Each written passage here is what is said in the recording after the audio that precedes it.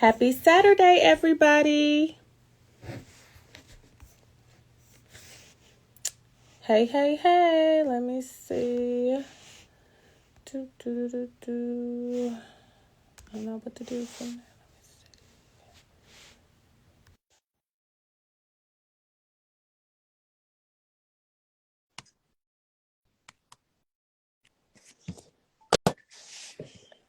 Happy Saturday. Let me see. What's up, brother? Hey, What's hey, up? hey, what's happening, my Chicago sister?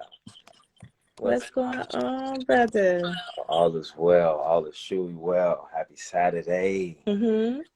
Women's History Month. What's happening? Right. It is. We are still going strong for this beautiful Women's History Month. Yes, I'm happy indeed. to be here with you, brother, to share the space and absolutely discuss the topic at hand. Right. Got Absolutely. so many. First of all, Walter, let people know who you are, where you coming from. I'll let y'all know who I am, where we coming from, what's going on here, because we ain't talked in a minute. So when It's we been a hop minute. on here, we forget what we doing here. This This is is the true. whole show, This is right? true. So Yes, happy yes. Saturday, everybody. Thank you for joining the platform for Black Sister Talk, where you can breathe. It's definitely a community therapy platform. Hey, sis. Hey, hey, hey. Hey, what's Hey. up, everybody? Thank you. Oh, listen, I'm a Black woman. We might have lipstick on our teeth Hey, throughout this show. it's all right. It's all You let good. me know it, because I got to watch myself, especially with this red. But let me let y'all know, Black woman being a Black woman right now, right? I'm happy that everybody is here with us today to have another unfiltered, candid conversation. It has been too long. And so I'm very happy to have my brother Walter Williams here from Think and Grow LLC. You better think and you can grow, Hey, okay? you better get it. You better tell them. Think so Get your you can mind right. grow. Get your It mind right. Get your mind right. Let's get our perspectives in the right place. As you guys enter this space, I want you guys to definitely know that there may be some trigger warnings here. I don't know, but if it does come up, I want you to regulate yourself. Some ways that you can regulate yourself. Listen, I'm giving y'all some skills at the very beginning of the show. Look at me, because it's been too long. Yes, go Implement ahead. that 4-7-8 breathing.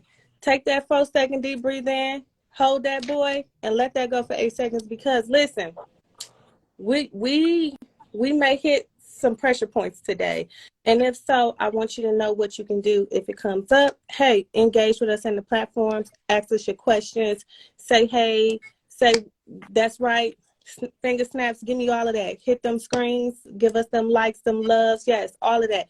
If you here for even a minute, I want you tapping that screen, because that lets us know you there, and this is something you can vibe to, something that you can use. So don't just be over here lurking.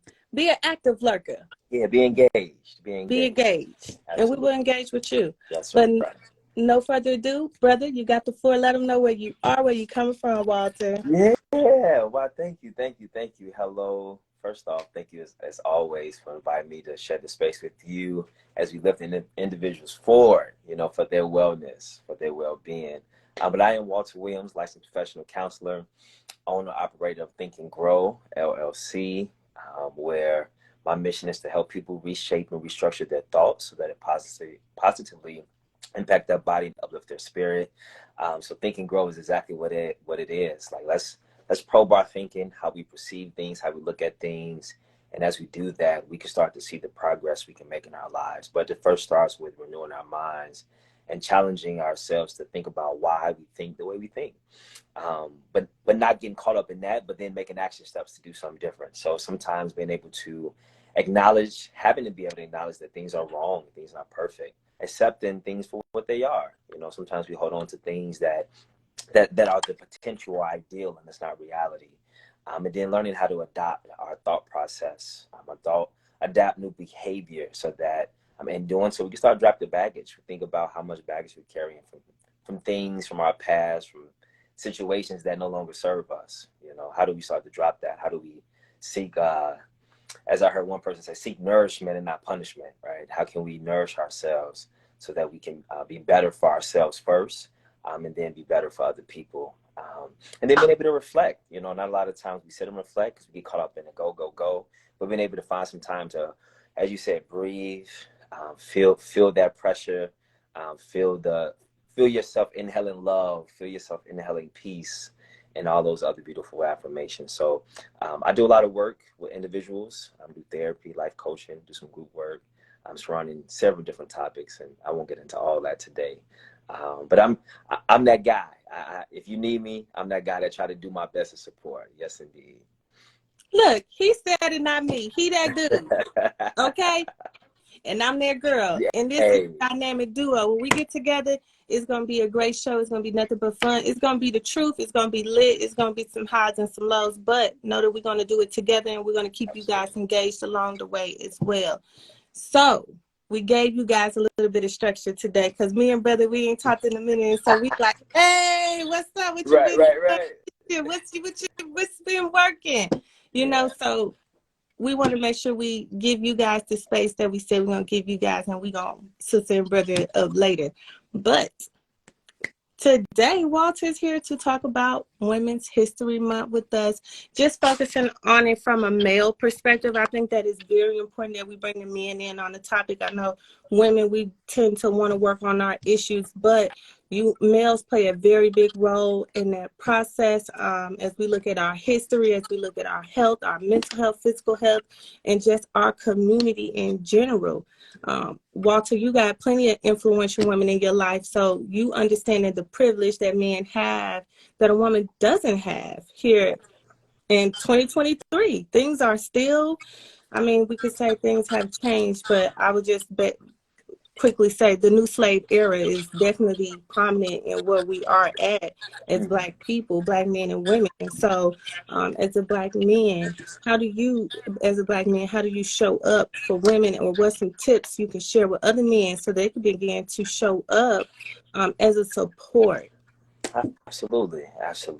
A lot comes to mind for me in that. But first, I often how I show up. I'll start with that, then I'll share how I work with some clients in that way. With clients who identify as women on my caseload.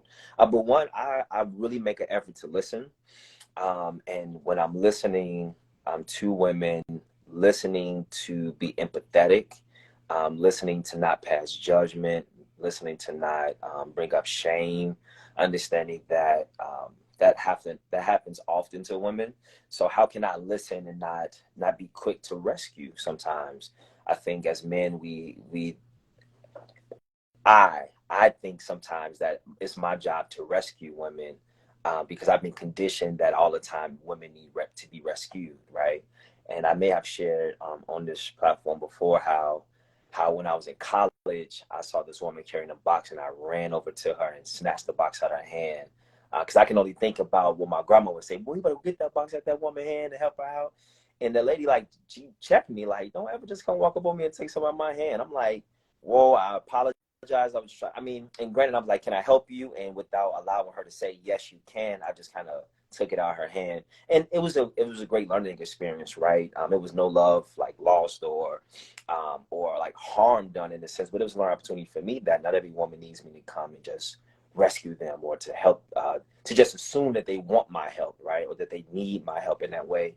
So it just taught me how to just ask first, would you like my help? And then give the woman the opportunity to say yes or no, because she may be like, yeah, you can help me with this. And I've been in situations like that. So realizing that it's not my job to be quick to rescue every person, and sometimes just holding space. Something else that I do, I often acknowledge our faults as men. I don't speak for all men, but I can say, hey, our approach sometimes sucks. Our inability to express ourselves sucks, or our inability to be vulnerable suck, right? Like acknowledging the truth that many women face and experience, I think helps.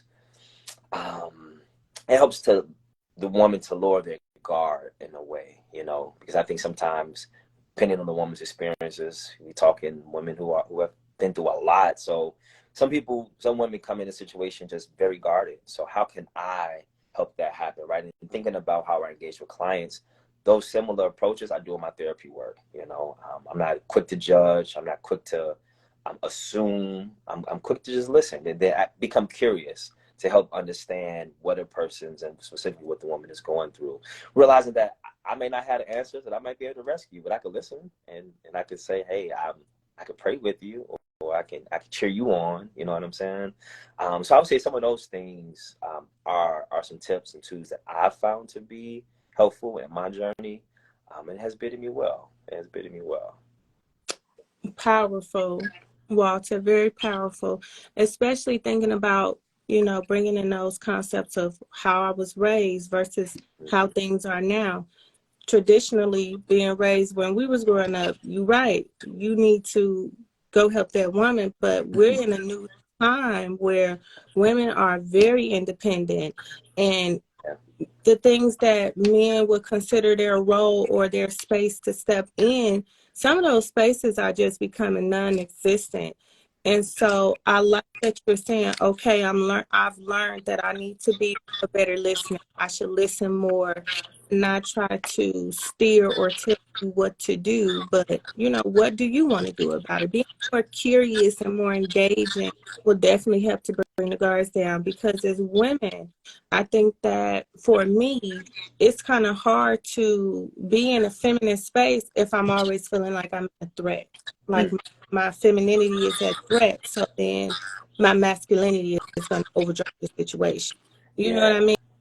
So it's like, how can you make me comfortable being able to show up and be feminine, be dainty, feel like it's safe here, Yeah. right? Because it can feel very unsafe. Like you said, women have been through so much trauma, and not to mention, if especially depending on the woman's dynamics, if she already had children, or multiple children from multiple different suitors, and on the outside looking in, you would be looking at this woman like, man, you got baggage, Yeah. you did that, just the man. And we got 2023, well, 2022, life, living with, what's the brother name? Samuel Adams, is that his name? I think so. Yeah, Something, send you something. Yeah. yeah, and he was just kind of Kevin coming at Samuels. women. Kevin Kevin Samuels. Samuels, yeah, Yeah. there we go. I think Samuel Adams is a beer. That is, Ayoda.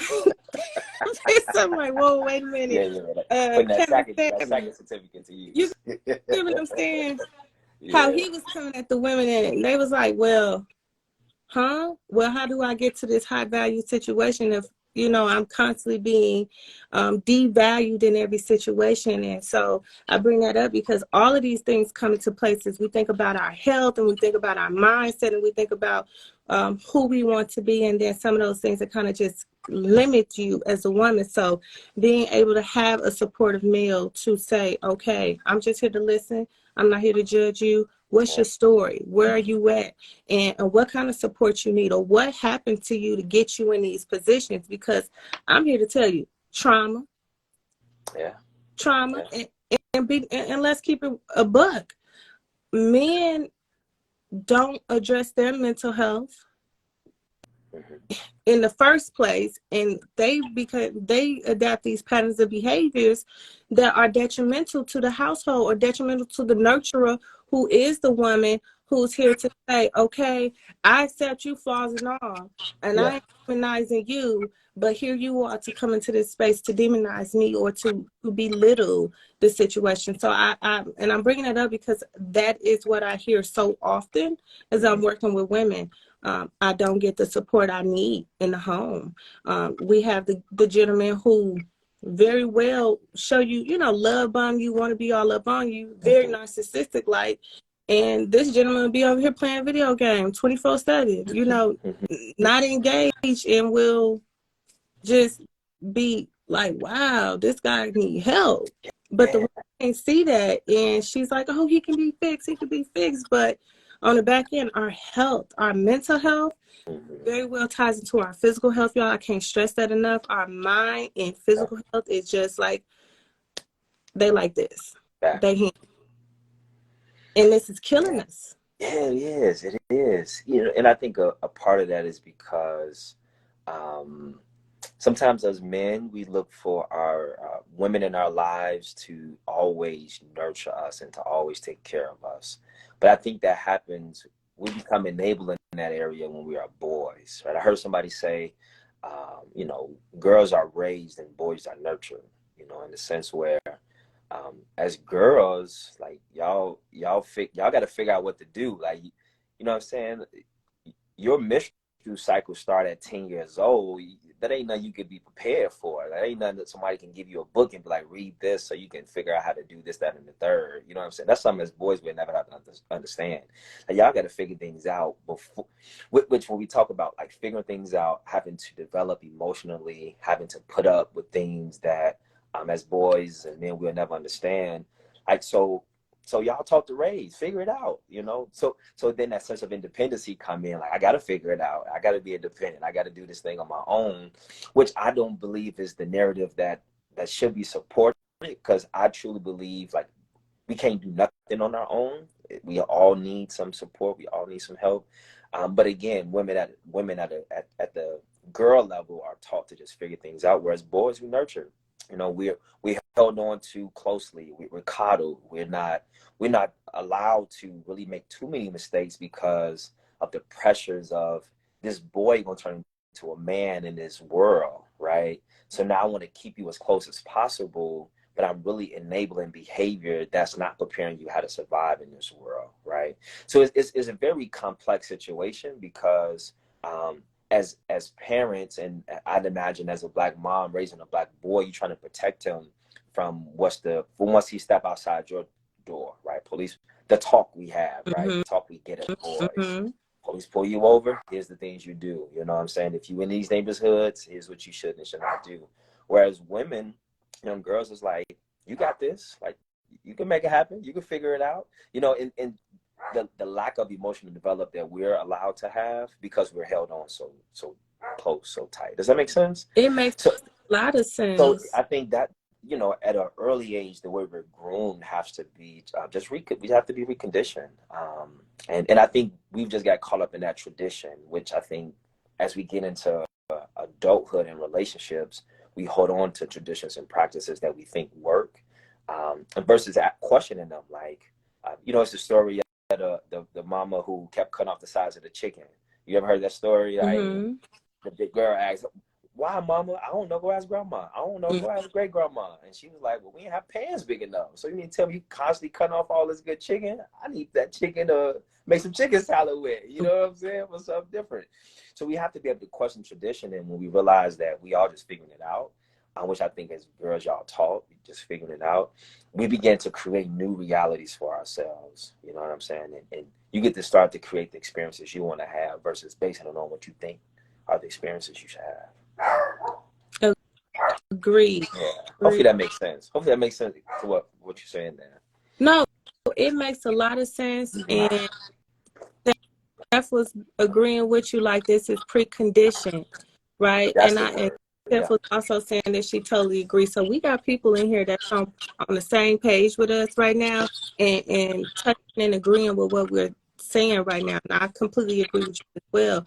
And so what I've seen is a shift where mothers are now making sure that the son understands certain things about women. Like, I've been able to engage in these conversations with clients, as well as just being able to educate them and help them to see, you know, how to change that narrative, because that is just one experience of it, right? And then the other part of it is the bitterness that comes with the mother, right? Because sometimes this turns into the narcissistic Black mother, and we see the Black son, you know, our children being mistreated by their mother because things didn't work out with the dad. Exactly. And with the daughter or the son, it's the offspring that actually becomes the direct threat, because you look too much like him, or you serve as a reminder of him, or, you know, I can't stand him.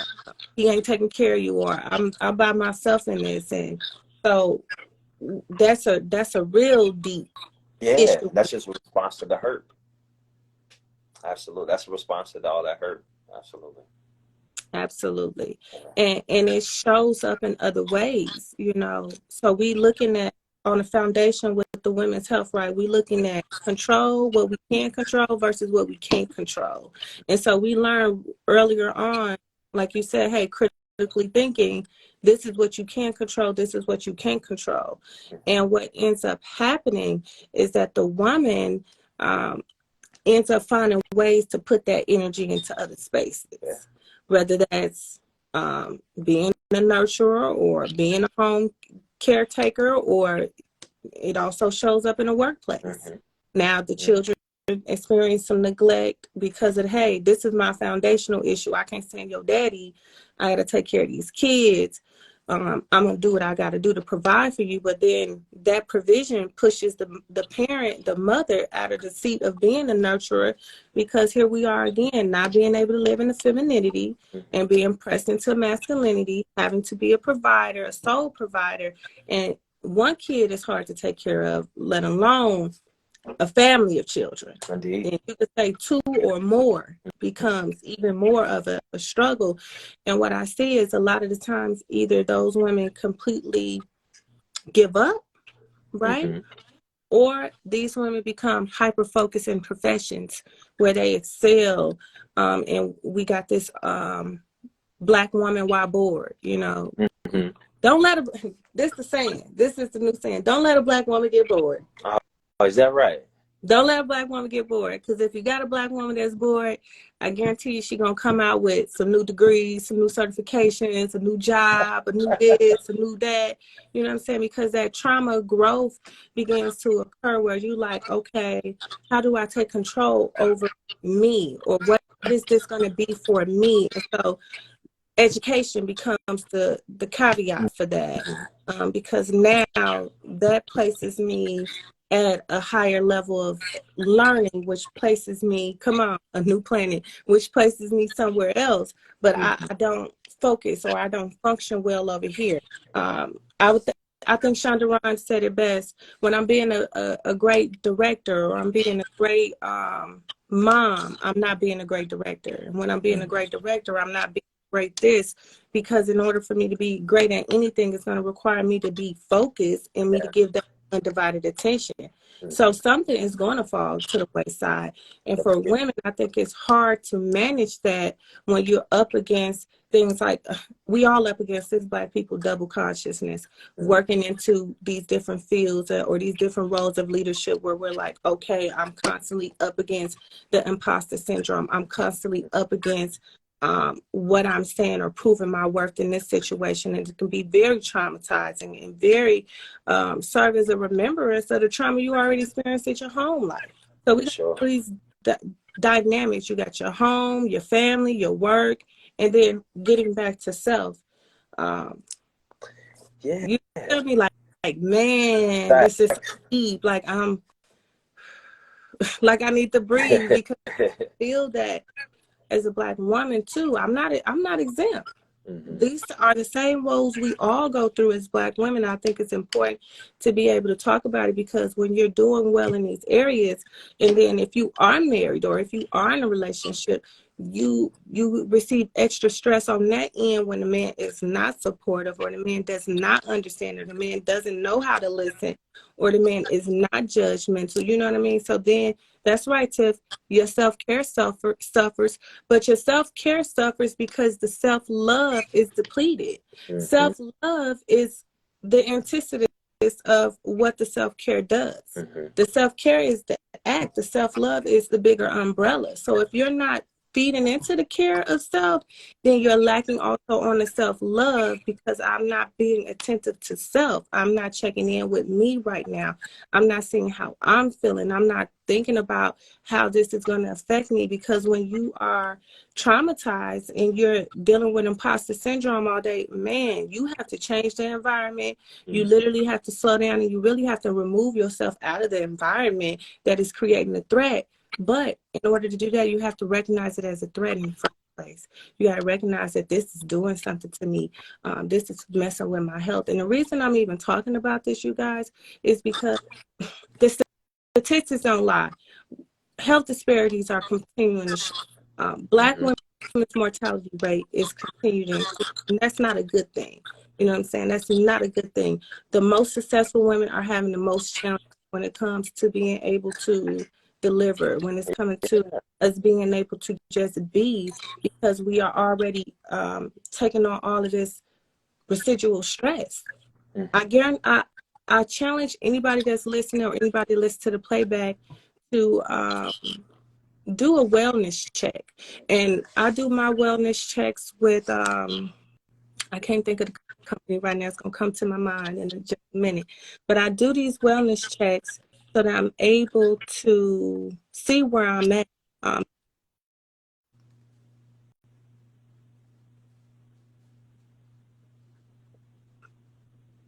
I paused for a minute. My bad, y'all. I'm recommending that you guys sign up for Vessel. Okay. Vessel is something that I've been able to use that has helped me to check in on my wellness. And it's just like a simple urine test. You can do it at home. You pee in a cup, you stick the card in there, and it's going to read all your information, your cortisol, your just everything. All of this is from your urine. And ladies, what I can tell you is that I noticed about 6 months ago that once I started checking in on that, it told me my cortisol was through the roof. And I'm like, how? How's my cortisol through the roof? Then I thought about it like, well, you are going through this, and this is going on too, and this is going on as well. And just like you said earlier, hey, we had to figure things out at a young age. That critical thing is still happening, but just because I have honed in on the skill to be able to critically think well, it doesn't change the fact that it's doing things to me internally that's affecting my cortisol, which is affecting my stress level. Cortisol is high. That's a hormone that's associated with your stress. And if your cortisol is that high, like, man, what other things am I susceptible to because my cortisol is this high? Well, it's weakening my immune system. And that's a whole problem within itself because look at what we're dealing with. Sicknesses and viruses popping up all around us. And what other things is that going to affect? Your ability to get pregnant, your ability to relax, your ability to do a lot to focus. And so I had to sit back and say, well, man, how is it that a person who has been rated to have, and I ain't trying to pop my shit right now, y'all. I'm not even trying to, I'm just telling y'all the facts. A person who has been rated as exceptionally emotionally intelligent, like that's like the biggest flex to be emotionally intelligent. Yeah. But to what fault that you can stay calm constantly when you're dealing with adversities and challenges? It says to me that don't shit phase me. I'm a soldier. You know what I mean? Like, yeah. Mama, you raised the gangster. I'm a survivor. That's how that's how I felt in that moment. But I don't feel that way. I don't want to feel that way. I don't even want that to be my life's manifesto, that I can handle stress and be in stressful situations and be so resilient. To what fault? It becomes a norm. I ain't that damn resilient. And that's why I want to be resilient. And you shouldn't have to always be that resilient. On the inside. Yeah. Facts. You feel me? Them facts. I just have to let y'all know. That's Now you hitting on some good stuff, you know. A few thoughts that come to mind for me as men, what we can do better at. One, we all have levels of testosterone and estrogen in us. Of course, women have highest levels of estrogen, men highest levels of testosterone. And at times they fluctuate, right, in us. And women, when they get a little more boisterous or a little more assertive, like that testosterone coming out a little bit more. And as men, when we get a little more gentle, a little more softer, some of our estrogen is beginning to increase and demonstrate.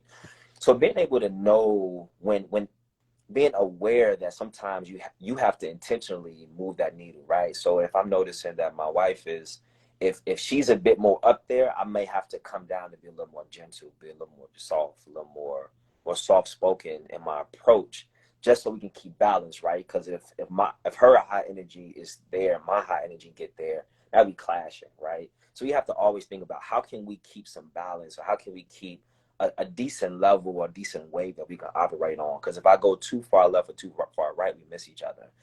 One. Two, to that wellness check, how important or how beautiful will it be for men to be able to do a wellness check on women, right? You don't have that. How can I support you? What do you need from me? How can I show up better in your life? Or is there anything that I can do, right? Just to have the opportunity or the option to take some of that burden off of you. Being that you are a survivor, right? You are resilient, and you handle stressors intelligently and emotionally different. But to say, hey, how can I show up for you? And you may say, let me just tell you, get this off my chest. And sometimes that's all a person or a woman may need. And again, it allows us men not to assume that we have to rescue, but it then gives women permission to say, well, since you asking me what I need, let me give you the opportunity to meet that need. Let me give you the opportunity to serve me in that area. And again, it eliminates any expectations or any obligation in that regard.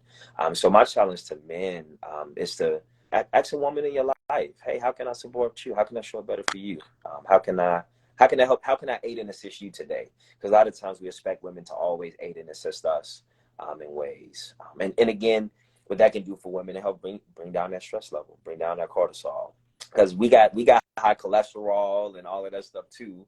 But women, like you're right, because when we talk about birth defects, we talk about breast cancer, when we talk about thyroids, fibroids, you know what I'm saying? When we as men, as we begin to know these things, it's like, okay, how can I show up in women's life to try to minimize these things that women are already up against, that are beyond both of our control, right? So how can I focus on what I can control and what I can contribute to this person's life? Exactly. Exactly. And what comes to mind as I think about what you're saying, Walter, is just the lack of maturity. You know, and I talk about this constantly on the Just Tip Show. You guys check out the Just Tip Show on Tuesdays. I'm on air every week from 10 to 10:30 with my cousin.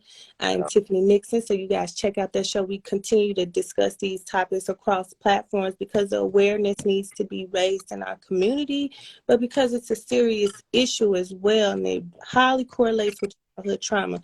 But it also touches on what you said earlier about the conditioning, okay, that has already occurred. And so with that being said, you know, maturity continues to be the topic of discussion because the women, we mature so much more quicker than men. And by the time we get into these relationships, men are not aware of what they're really getting themselves into. Women, we know. You know what I'm saying? We know. We like, hey, I told my husband when I met him, I said, I want my life like this. I want to do this. I want my house. I want my dogs. I want fish. Yeah, that checklist. Honey. That checklist. Check. Yeah. And I need loyalty and faithfulness. You understand what I'm saying? That's what I need from you. And I need for you to be able to live in that. And if you can't do that, I need to know that now. Because I know a lot of folks say, well, you shouldn't tell people what you want. I think I need to set a boundary with you so you can know where to meet me at. It's very important. You ain't got to know everything I want, but you need to know at least what we doing here. For sure. Because if we're not on the same page, we're going to have some issues here. And because we're not on the same page, we're not on one accord. When we're not on one accord, we're going to have friction all the time. And so with women, I think that we do let men know. I just think that men are quick to say, yeah, because you my little yeah. So yeah to the yeah. And it's like, I ain't a yeah though. I'm a woman. Yeah. I'm a real woman. I need real things. I've been through a real significant amount of trauma. And I know men go through trauma too, but women are more readily to talk about some of those things. And when we're not, is because we've tried to talk about it before with people and we've been shut down. And you know better than I know, we all dealing with thought distortions. We all come with insecurities. We all come into situations with like, question mark, I'm not sure about you, but if you do this, and this right, you might be able to let my cars down, and hell, I might pay for your meal this time, or I might go over here, or maybe we're going to do something different this time because you're helping me to grow and trust you. So if we're going along in this way and we're thinking about maturity, I say men oftentimes say what they got to say, do what they got to do to get the yeah, and then your value is of nothing at this point. Absolutely. And now this woman is broken, trying to figure out, well, I thought he liked me. I thought I did everything right. I thought I did everything besides sell my soul to get his acceptance, because now you're dealing with that woman and her people pleasing, and then you're dealing with a man who is not mature as well as the woman emotionally and socially to understand like this is not the way things go, because there has not been any teaching around that.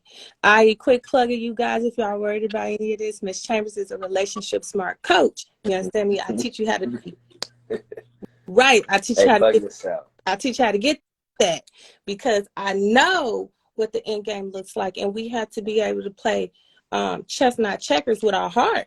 Mm-hmm. Mm-hmm. And just because it look good, baby, because that physical maturity can be fine, you know, fine, look good, great package.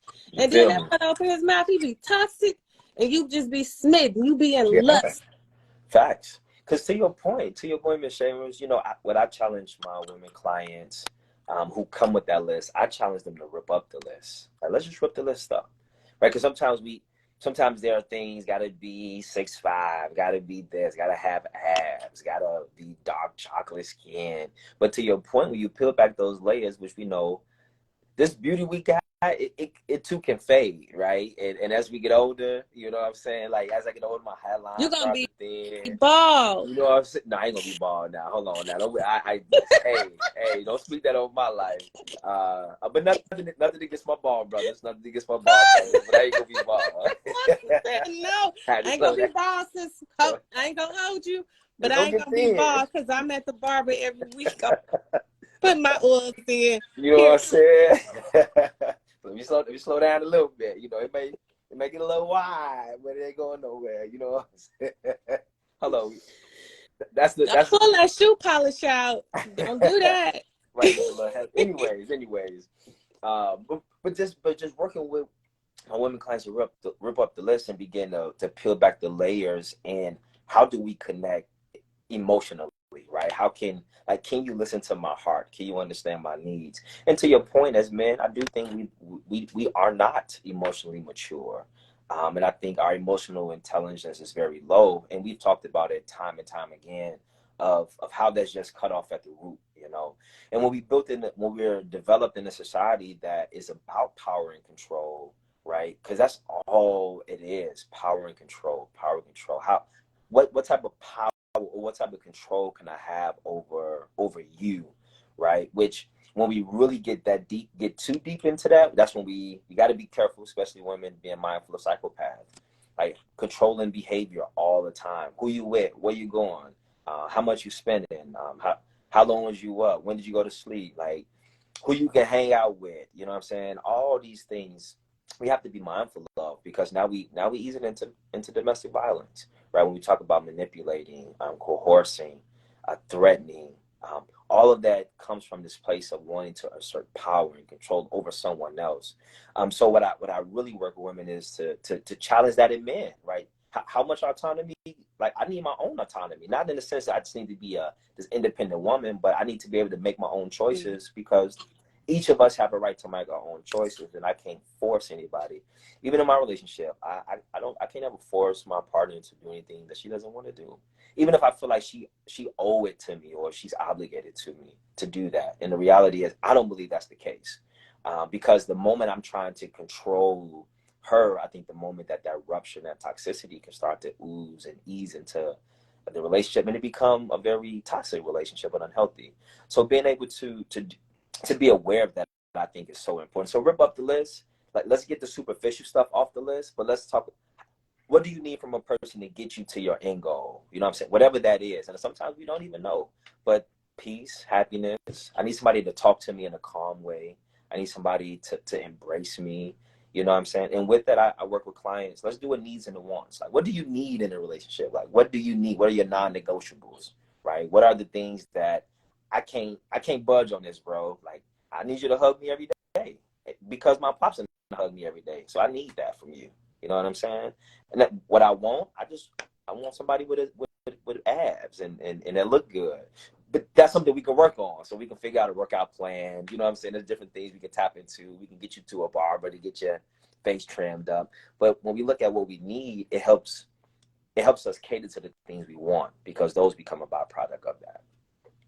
I feel that. I Yeah. feel that. And I appreciate you bringing that up, because even when we think about our needs and wants, right, we also have to look at what are you willing to sacrifice, or what are you willing to do to get what you need and want too.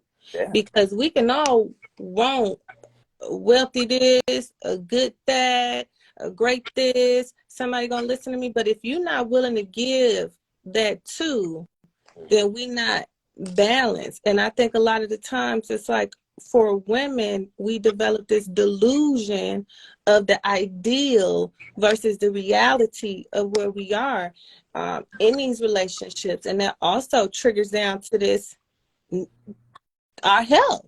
Yeah. All of this. Yeah.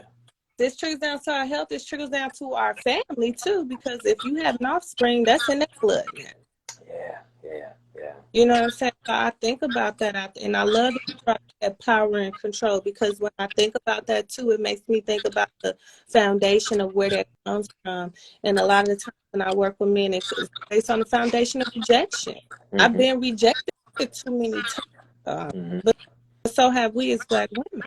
Indeed, indeed. Taken advantage of, you know, grew up poor, things that would be beyond our control, you know what I'm saying? So we make an inner vow that we're never going to be like that again. But what happens subconsciously, we start to try to treat people like they are our situations from the past. And we have to be reminded that that's not the case, right? I can't try to treat you and control you based on some trauma that I've experienced, which means what? I need to address that stuff so that it doesn't continue to show up in my present day. Because again, we all just figuring it out. We all just figuring it out and trying to, and we get the opportunity to create the life and the relationships and the whatever that we want versus basing it on what we think other people are having and experiencing, you know? Exactly. Yeah. Exactly. Like, wow. What you Yeah. say? Huh? What you say, brother? No, oh, I thought I was cutting out. No, you were talking, and it got me thinking of one of my clients actually, um, who's dating someone, and she just like she needs to be in a relationship. She needs to be right. And I never tell clients what to do. Right, I'm always just probing and prying and asking questions and framing things for them to get to their own arrive to their Understand. destination on their own terms. Exactly. But it's like she's like degrade herself to invite this person into her life, all for all for the idea of being in a relationship, right? This fear of being alone, this fear of being rejected, this fear of not being accepted, that she's willing to settle for anything, right? Cool, we don't have to be serious, but you still can live here and have all the privileges and the access to me and my belongings as if we are on that level. Again, this need to be attached. And, you know, when we talk about attachment style, she's an anxious attachment. And for people who are listening, like you have 3 attachment styles. You have a secure attachment, anxious attachment, or avoidant attachment, right? That anxious is somebody who just need to be like, I just need you to be here. I just need to be in your present. Like, don't leave me. Avoidant is people who can disconnect from situations easy and be like, well, it is what it is, you know. You got the security people who can balance both, right? Where I'm good just off the strength of me being good, and whether you leave me or not, like, I'm gonna figure it out. It hurts.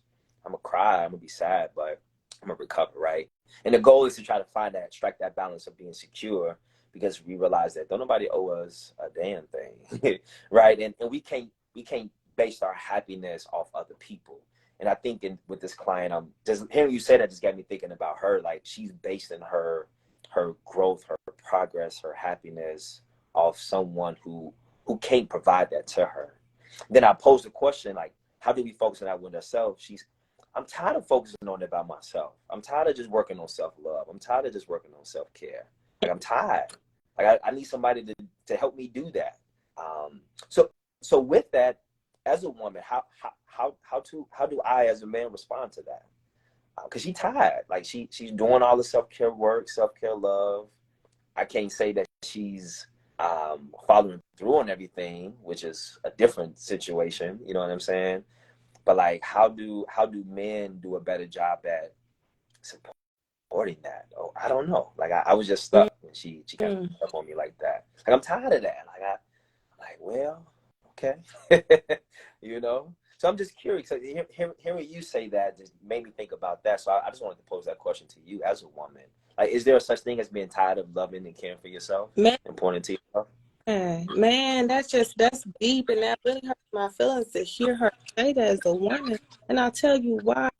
Because we can't get what we want out of someone else if we haven't even experienced that of it from ourselves and our own vantage point. How can I know how I want to be loved if I haven't even spend time loving me the way I want to?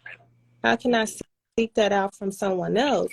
And then you can always experience other people loving you, but do you really experience that as love? I mean, I've had relationships where they work, and I'm like, hey, the way you love me, I don't want that shit, you know. And you would tell me, okay, that is love, bro. How I'm loving you, and I'd be like, man, I'm tired of the way you love me. You know what I'm saying? Not even trying to argue with a person, but just like, man, the way you love me is tiresome. It's exhausting. And so for that woman, I would just imagine like being very delusional about wanting that love, but not experiencing that love.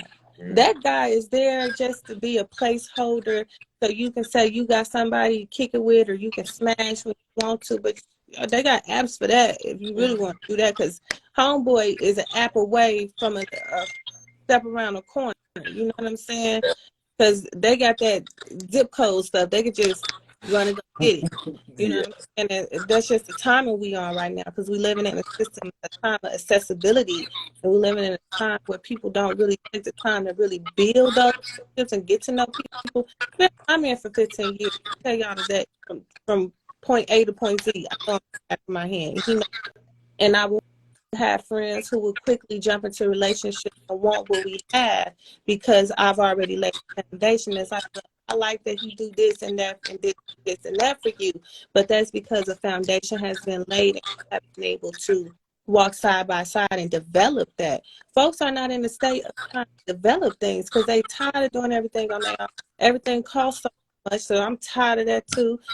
I'm probably love myself because I'm at work constantly. So I can hear her saying, I'm tired of loving on myself. I'm tired of this or I'm tired, because you are out from life itself. And all I really want is just somebody I can come home and hang out with and love on me.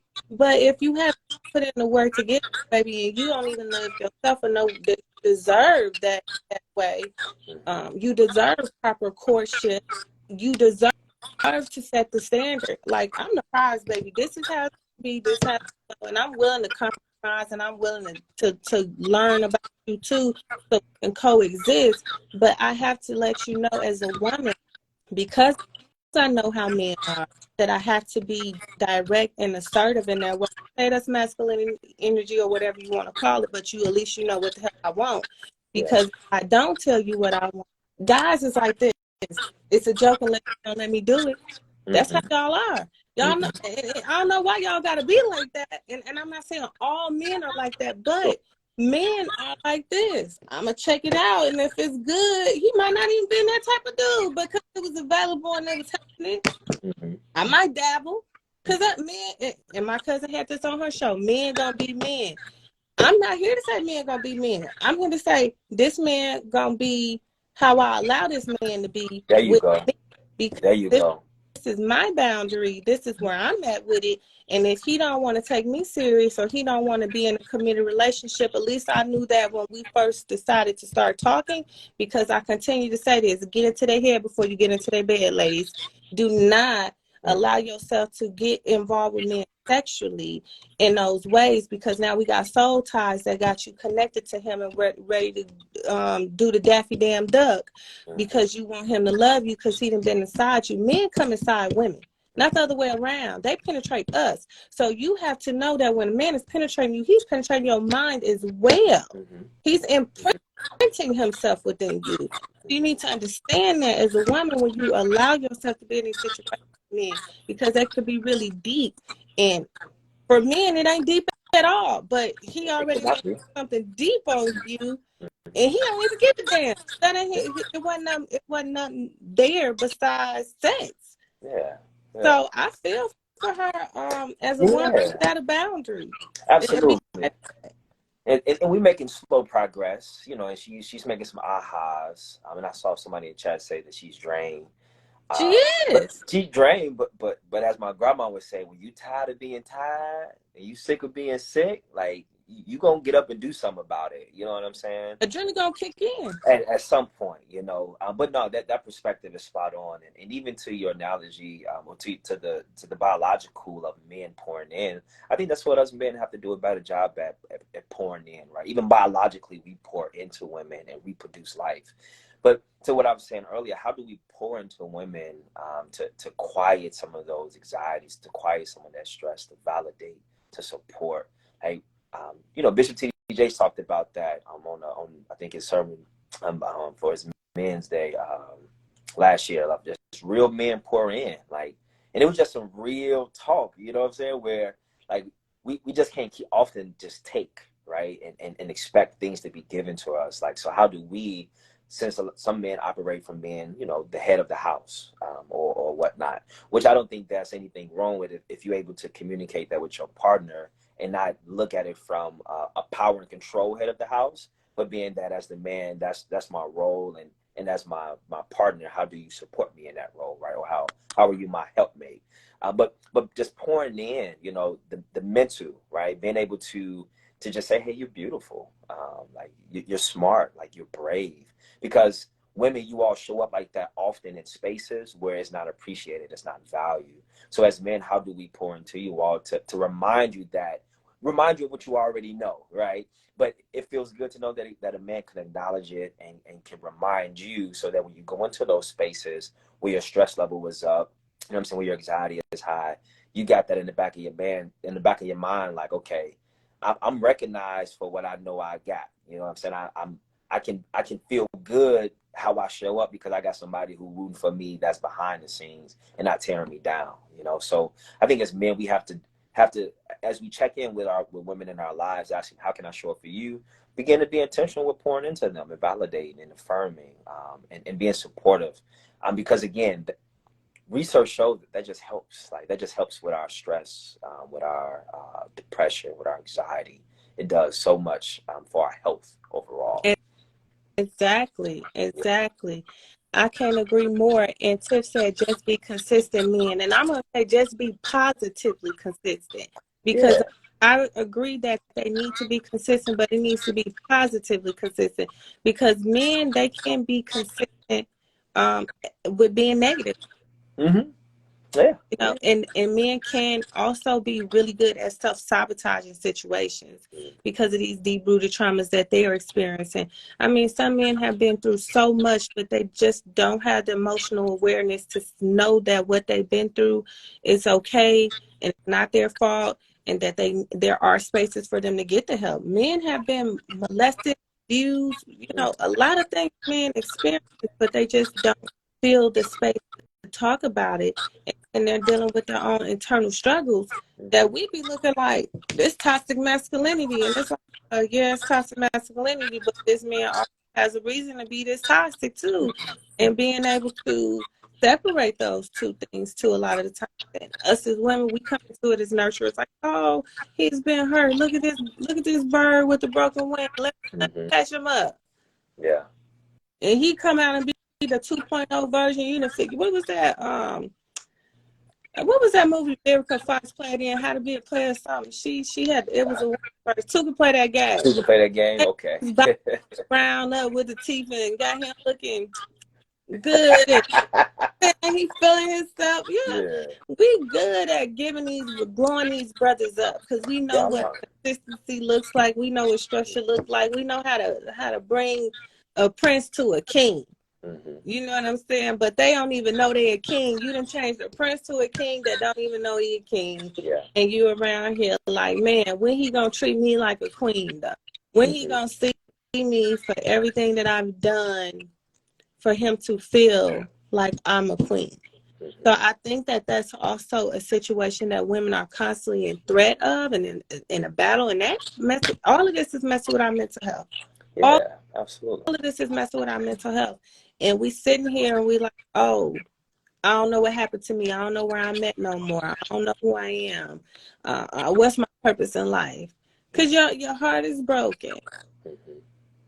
And so if you don't learn what to take from today, besides I need to breathe. I need to reassess some stuff I'm doing.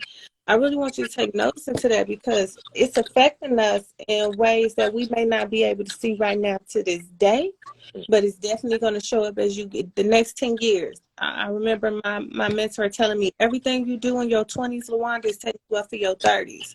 So do it scared, but do it now. Yeah, yeah. Because 30s gonna mess with you in 40s. And all the stress and all the disappointments you having in 30s with the men, when you get 40, you're gonna be like, man, what happened to that decade? Man, time move and waste on nobody. Moving. And waste on Man, nobody. why did I do that? Man, I love my kids, but I wanted to be married and I wanted family and I wanted this. So if you looking at your anybody that's listening right now or later, I want you to tap in and create your list of your needs and your wants. Create your list of deal breakers. You know, and affirm yourself and who you are, because when you know who you are, you know what you're not going to take. Don't let up. Don't let up.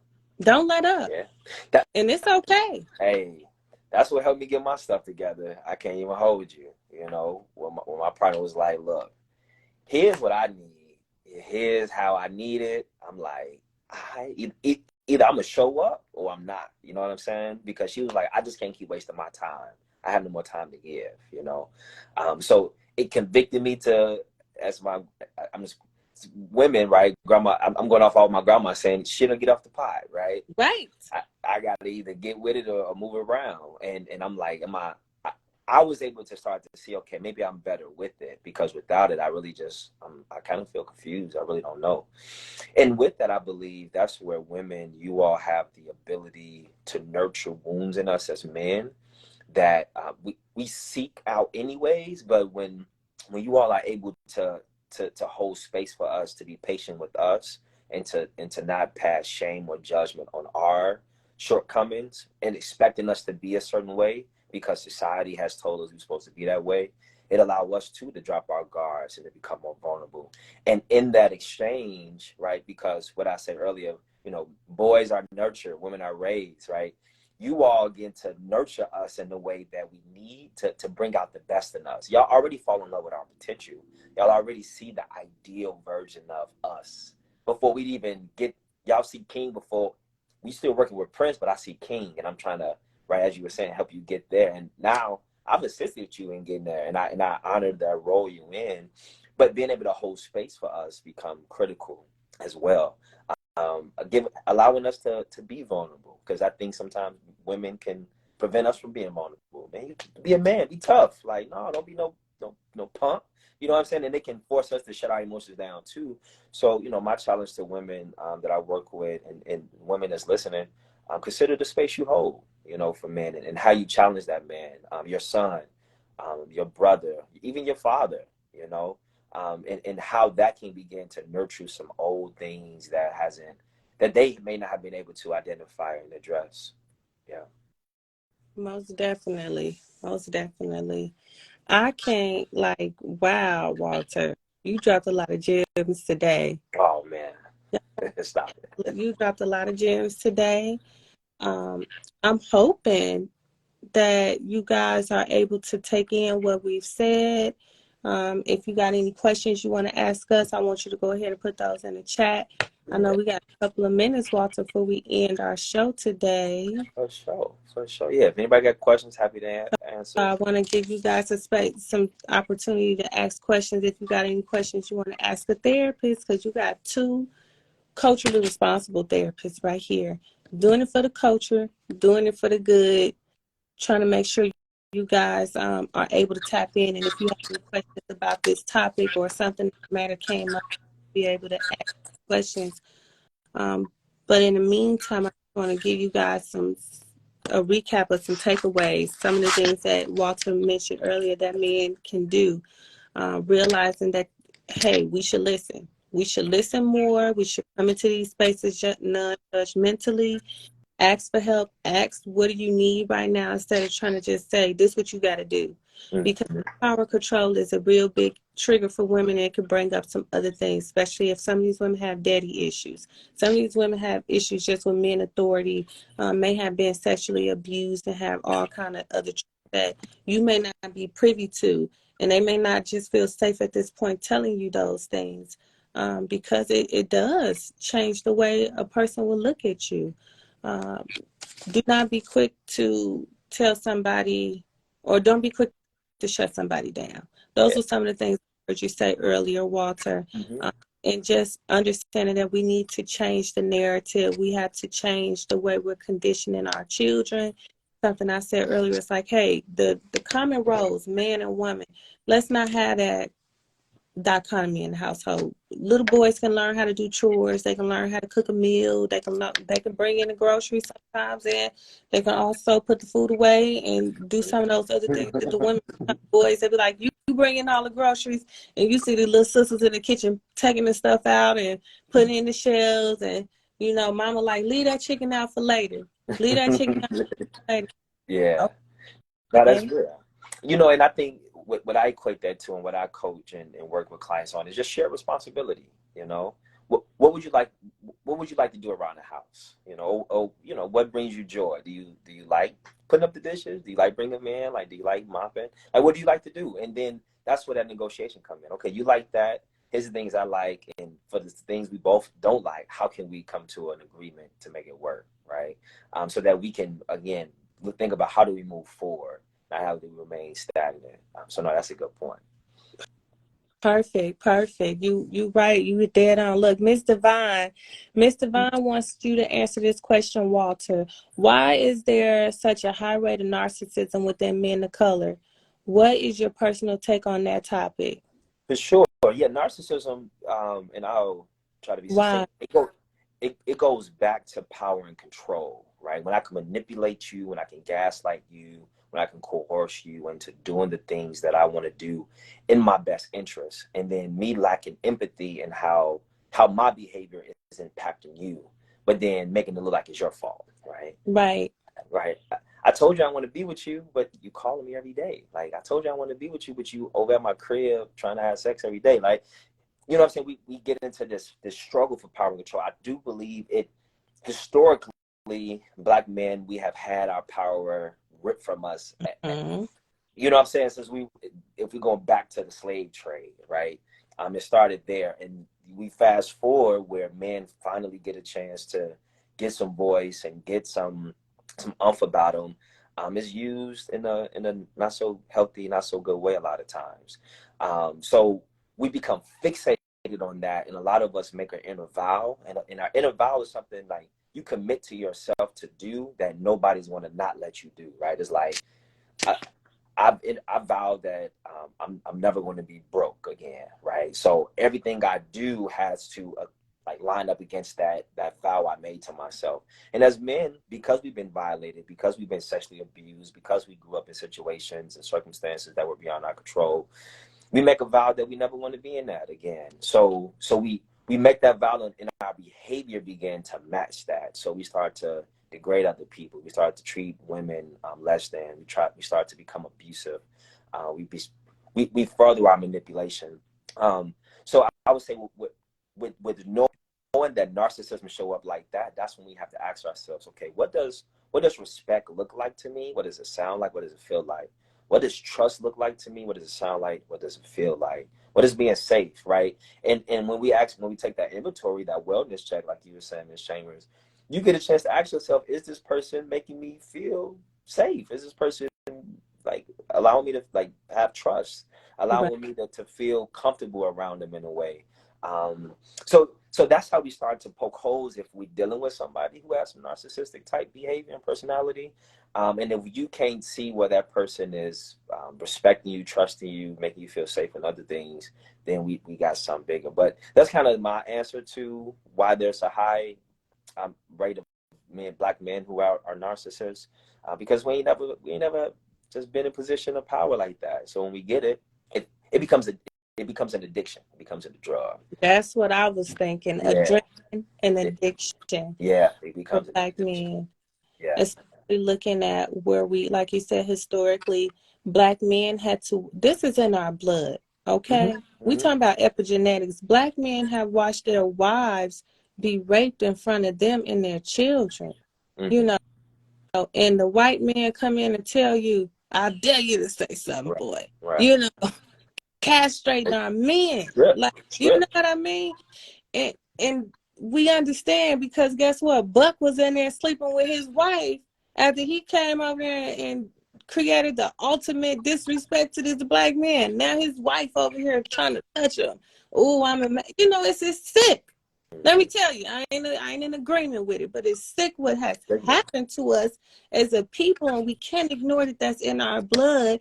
Plus, the transactional trauma that has happened with generation after generation, with the preconditioning of the household with these young men. Then let's talk about the lack of leadership and mentorship in the household, because we have boys who become men. Again, I talk about this maturity. They physically mature, but they're not mentally fit to be operating in a relationship with a woman. They have seen their mother by now with several different men in the household. That is a pain right there when they see their mama going through DV, you know what I'm saying, getting whooped on, and they like, man, I love my mama, but I'm losing respect for her each and every time homeboy do this to her.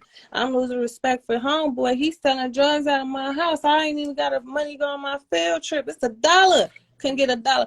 So we got a lot of issues. And that's just an example, because it goes deeper than that. It's just lots of ways that this interconnects and occurs. But I want to paint the picture that it's all circumvented around trauma.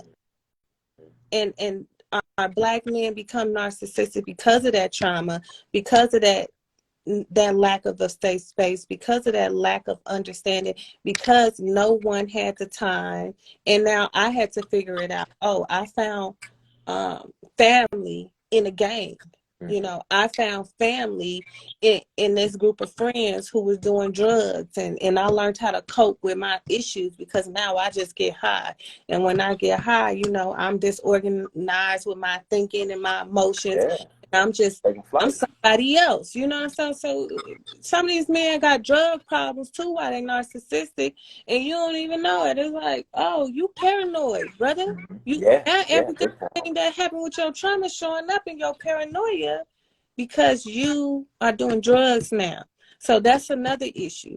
You know, it's just a deep issue why we got this narcissism, and it all comes down to the inner child being hurt and trying to figure out how to heal. And just because they're healing in a way that you don't agree with, don't mean to them they ain't healing. This is how I developed the protective factors around me to keep me safe.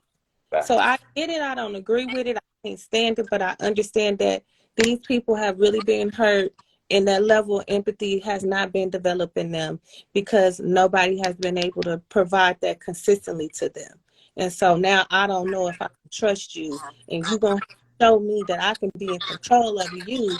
But for me to feel like I can trust you, you got to please me for me to feel like I can trust you, because we're up against thought distortions. We're up against overgeneralization. We up against mind reading. We up against all of these different thought distortions that come into play with a man.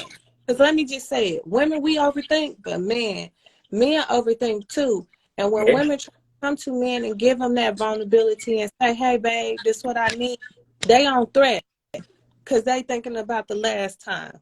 So if you don't get nothing from them, feelings are not facts. That's a word. That's a word.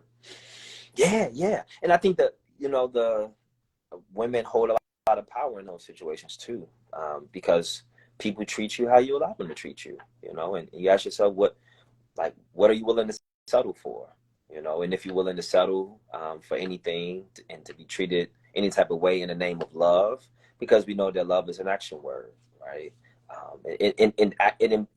It goes beyond action when a person began to demonstrate what trust and respect and support look like, you know. So how women allow us men to continue to show up in their lives consistently. Like the example I gave earlier in my personal life, like my partner, she was like, I ain't finna keep letting you show up to me like this. Like I can't. Like you can go somewhere else with that. Matter of fact, I don't even want you to go nowhere else with that. You need to do your own work, because I want to be the last woman that you hurt like this. I'm like, damn.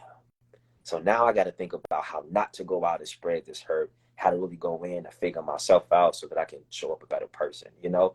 So when we have a woman who can check our ass and be like, look, bro, here's what's up. But it was out of love. It wasn't out of shame. It wasn't out of, you know what I'm saying, trying to embarrass me or anything. It was just like, hey, man, like, do you? But here's what I'm not going to continue to tolerate. And again, it either I have to move around or I have to figure out how to get out. I mean, obviously, I figured out how to get out. You know what I'm saying? Because I'm where I'm at now.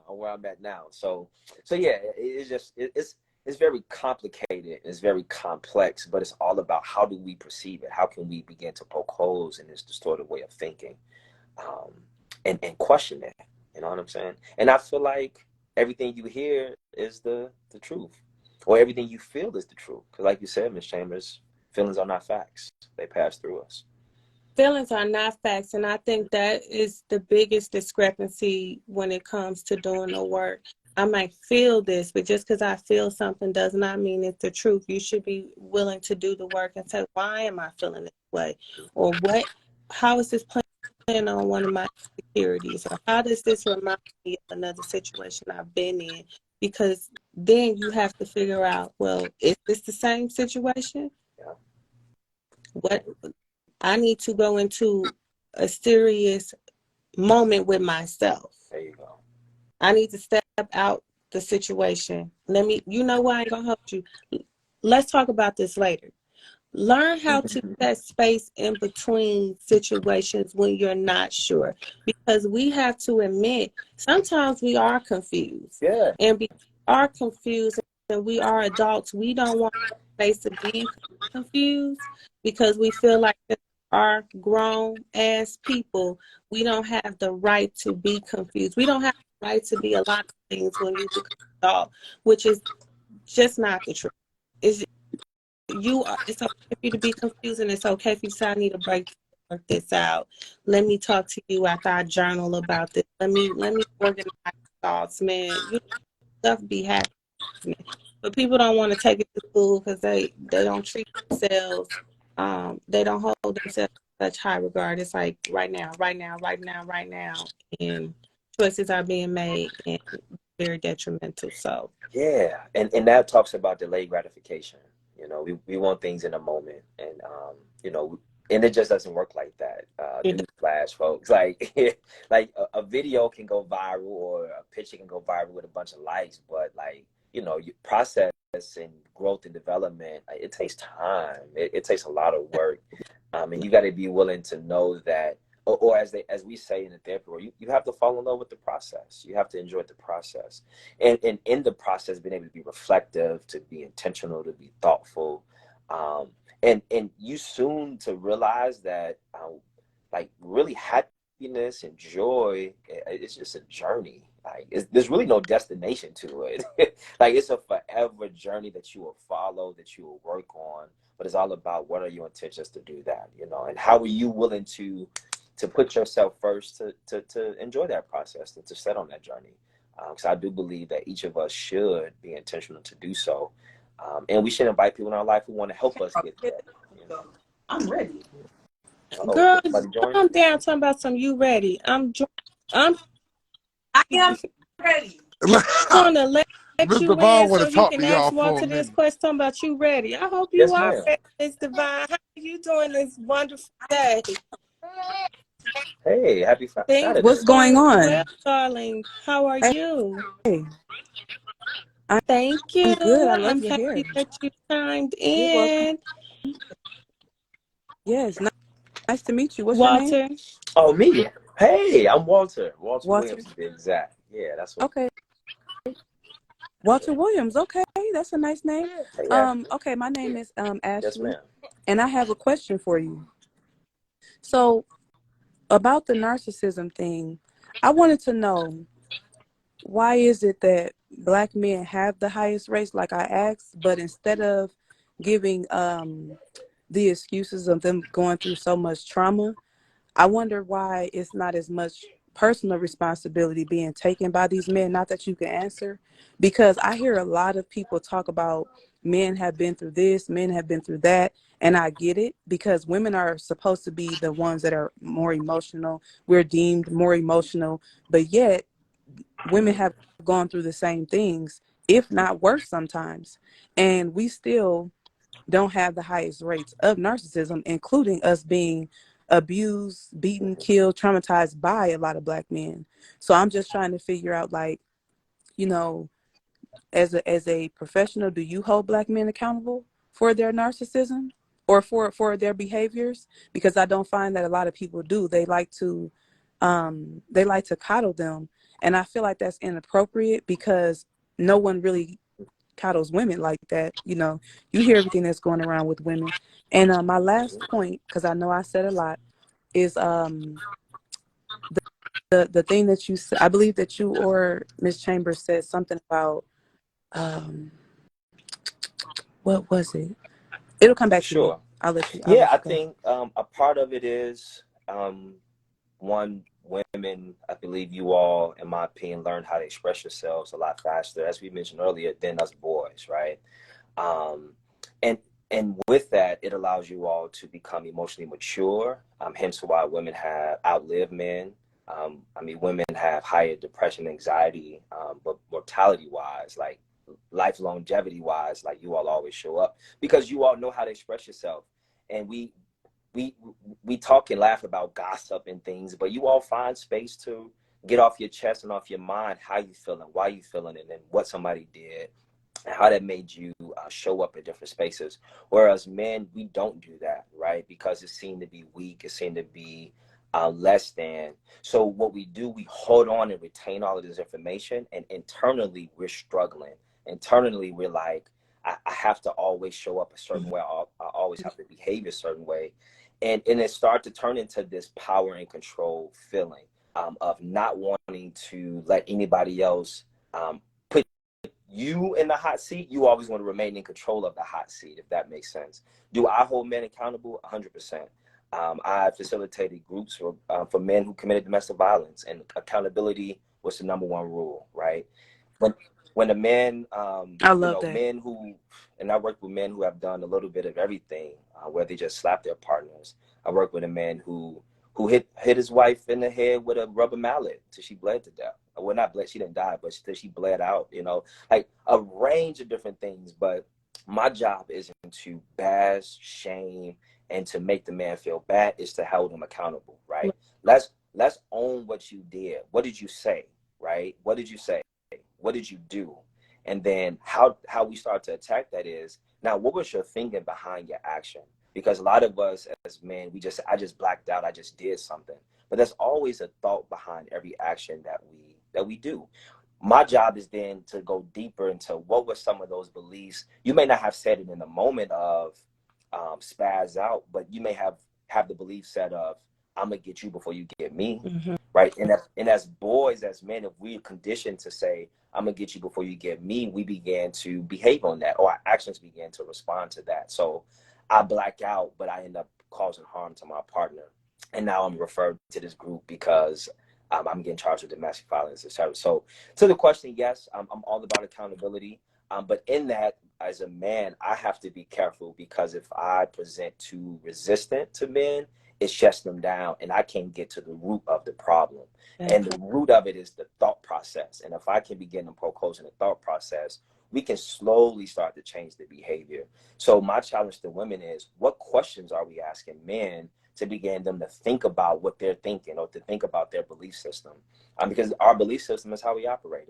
It's what we all function by. Does that make sense? Okay. That makes a lot of sense, and that just Of course. honestly, I thank you. I appreciate you for answering that, and it actually reminded me of what I was getting ready to ask you, because these patterns Mm-hmm. of thoughts and the way that men think, um, it's like when you said that, I believe one of the two of you said that when men show their emotions, it's like the way the women respond is an Not all issue. the time. But I not all the time, but I do hear men say things like, you know, I'm not able to be emotionally emotional with her, or, you know, when I'm emotional with her, or when I let her know how I feel, she does not respect me, or she makes fun of me. And I think that I'm having a little bit of a hard time believing that, seeing as how men rarely like to really say how they feel. I find that men seem to be more intimate when it comes to, they know how to have intimacy, it seems, only when it comes to sex. As far as being emotionally intelligent or emotionally available, they're emotionally available and intelligent only to get what they want, and then it's like it's nothing else. So when I can't speak for every woman. I can't speak for every man, but it just, it's a little weird to me because I don't see men trying to express themselves that much. I see them always blame shifting and pointing fingers, but never really any accountability for themselves. Because at the end of the day, we all have things that we're going through, and we're all men and women. We are made different, but it's like a thing where, at what point are men going to take responsibility instead of constantly needing to be coddled? But then at the same time, women are taking responsibility. Women are getting themselves together. Women are in therapy, getting themselves help. But it's like you said about the power and control thing, I get that. I really do. Our men they always seem to have been in that position. When you go back to the 60s, I saw a little bit of a documentary, and the men literally had kids by these women. And when the person who was interviewing them asked them why don't they stay around, you know, and raise their children, they were like, "Oh, we're just gonna let the government do it." And then the man asked him, um, the interviewer asked him, "Why is it that you don't want to work?" And the man said, "I don't want to work because I'm afraid that if I go to work, she's gonna sleep with somebody else." I that See, men are very, very sexual, but they don't understand that women are sexual too. It's just in a different way. You know what I mean? We're on an emotional level. Men are maybe on a physical level. So when men get sexual, or when they get to an intimate situation, it's like sex is intimacy for them, and then they don't know how to communicate with you or connect with you intimately on another level after sex. You know what I mean? Or if they're trying to get to it. And so that's why I'm saying that I have a hard time believing that men try to be emotionally present, or even emotionally just telling how they feel, because Oh, they really don't. Yeah, Like, yeah. We men, don't know how. We from what certainly I'm don't that's know seeing. how. that's the thing. You don't know how. And what? But when did anybody teach us And how that's to be, though? that's I hear you, Miss Divine. I hear you, Miss Divine, and I have to stress this to you. Like, when we're trying to get somebody to make a change, we have to there's a phase of awareness building. And so you have to go to the head of the problem so we can work our way out of that and see ourselves in the problem, so that we can also see ourselves in a solution by saying, okay, first of all, the brother got to come to therapy first, right? We can all touch and agree that men have to recognize and be aware that they need some help. That may not happen if women keep on people pleasing and giving in to this BS. That's the first thing. We have to hold them accountable. We have to stop giving in. And when they start getting enough no's, that's that time to check and look in the mirror and say, damn, I can't get. I had a brother come in my office and tell me, like, I ain't getting none these days. Women is letting me know, like, the bare minimum working. I ain't got enough money. I can't even play in the game. Like, he was in here talking to me about buying some, you know what? I was like, wait a minute, brother, can we do something else before you spend your money on some, you know what, though? You know what I'm saying? Like, like, you're right. Men think sexually. I can 100% agree with you on that. We want a change. We have to go to the head. And then we have to teach accountability, because that has not been a skill that has been taught. Men don't even know how to go and seek mentorship a lot of the times, especially the guys that are typically in the hood. Let's just call it with spade to spade. The ones that's in the hood, they ain't got to do nothing different. Ain't nobody holding them accountable There's no to. accountability. Yeah. That's Exactly. accountability till they go to jail. And then they become institutionalized. That's a whole nother layer. So I Yeah. get where Surgery is not our responsibility. It should not have to be our responsibility because ain't nobody telling you to put food on, clean the house, do the dishes, do the laundry. You know, because as a woman, you know what you got to do to keep this household running. We need those brothers to put pep in their step. I feel that. Absolutely. And I just want to add, hello, everybody. I was having a little connection, but I want to say first, Hey, LaWanda and Walter, y'all have been doing a wonderful job. I'm at work, but I've been following y'all since we've been online, live. But yeah, I was just talking to a girlfriend of mine about this same issue. And, you know, we're at a point now where people are slowly but surely realizing that there needs to be a change. But I think we need more resources and programs like yours, Josh, where there's male mentorship, because you cannot teach you cannot do what you don't know. And yes, we know that it's time to make a change, but I was just giving an example. If you gave me all the YouTube videos in the world and all of the tools in the world to do surgery, I'm going to go in and I still cannot do this surgery accurately because I do not have the proper foundation and the know-how to get in there. And you could give me everything. You could give me everything, but there is still some things, the basics and the foundation and the structure, that if I don't know that, I'm going to mess somebody up. And that's what's happening, you know. And I love that we having these conversations, but I would really like to see more space. Okay, we got to stop pointing the finger. You know what I'm saying? It's time for us to collectively take that responsibility. There's therapy available out here. We all know that. We're hearing it. We're talking about this positive energy, positive vibes. Now we have to not just talk about it, but be about it. It is time for men to step up. No, women are not taking the bare minimum. You know, women are deciding to be single, you know, and where does that leave us? You know, what are we showing our girls behind us? I'm a 40-plus-year-old woman. What are the 20-year-olds like? To be city girls taking their emotions out? That's not healthy. That's not going to lead to love. And then what will they show their children? For sure. So we have For to sure. really take a look at what's going on and where we are going as a people, and start taking responsibility and taking the steps that needs to be taken. It's time for everybody to hold ourselves accountable.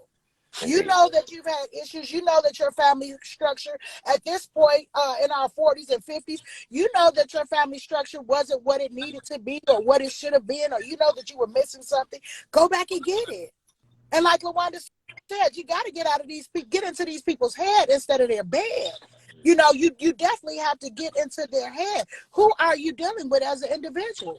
You know, that's why we see a lot of the unalivings. And I just saw this as a girl-on-girl situation. There was a 21-year-old young lady who shot her 16-year-old girlfriend to death, or ex-girlfriend to death, not being taught well how to deal in emotions, not being taught, you know, that rejection is a thing. Everybody is not obligated to you. People do not belong to you. I think, Josh, you mentioned that earlier about your wife. Not, you know, if it's something that she don't do, you can't make somebody do something. No, you can't. So that goes back to, you know, not being taught how to well deal in our emotions. And then and it is probably the coddling in the household. You know what I'm saying? The coddling of the men, and you can figure it out left to the young ladies. You know, we got a lot of men coming on now on the internet, blasting specifically Black women. Oh, y'all too masculine. Y'all need to show up in your femininity. Well, we had to be masculine. If you guys weren't in your place, then we wouldn't have any room to get in your place, because you'd be in that. that's what I was saying. That's exactly what I was saying. That is what you just said about them bashing Black women all over the internet. We need men like Mr. Walter. If you see that kind of stuff, I cannot believe that they are literally speaking in code by calling us modern women. Say that. When I hear men talk, because I listen to some of those videos, some clips of them, so I can get the lingo, because there are now two different sides. There are the women that are realizing and waking up that these Black men, our Black men, really do need help, and we cannot help them. So we need to go help ourselves, because they have damaged us. And we're still standing up and rising on top of them, even with them damaging us and us being damaged from other things. So the fact that these men make so many excuses about what they cannot do, and you know, they can't even, I'm just being honest, they can't even take responsibility for not even being able to pull out. But then you want me to get upset with you because you're grown, and I won't have a conversation to listen to your emotions when the emotions are probably going to be something that's very surface. I'm just being honest, because when you start asking men what's in your heart, what's wrong, how are you feeling today, you don't get the truth from men. But then men at the same time say that we don't listen to them, but do they listen to us? No, because they say we nag. So at the end of the day, these That's men, I'm starting to what I realize, was don't like women, thinking. specifically That's us and where exactly they what come I was from. thinking, They Mr. don't like Rod. us, and that means they don't like themselves. But Them. I'm not trying to beat up on black men. I'm just, because I've been beat up on by black men, but I'm not trying to beat up on them. I'm just trying to see and understand, why do we keep coddling these men? Because listen, they make decisions to go sell drugs. They make decisions to go and beat people. They make decisions to go and do whatever it is they want to do. They will go and search out the best painter to They paint know their how to get car. They will drunk. go find the best rims. They will do anything that they want to do.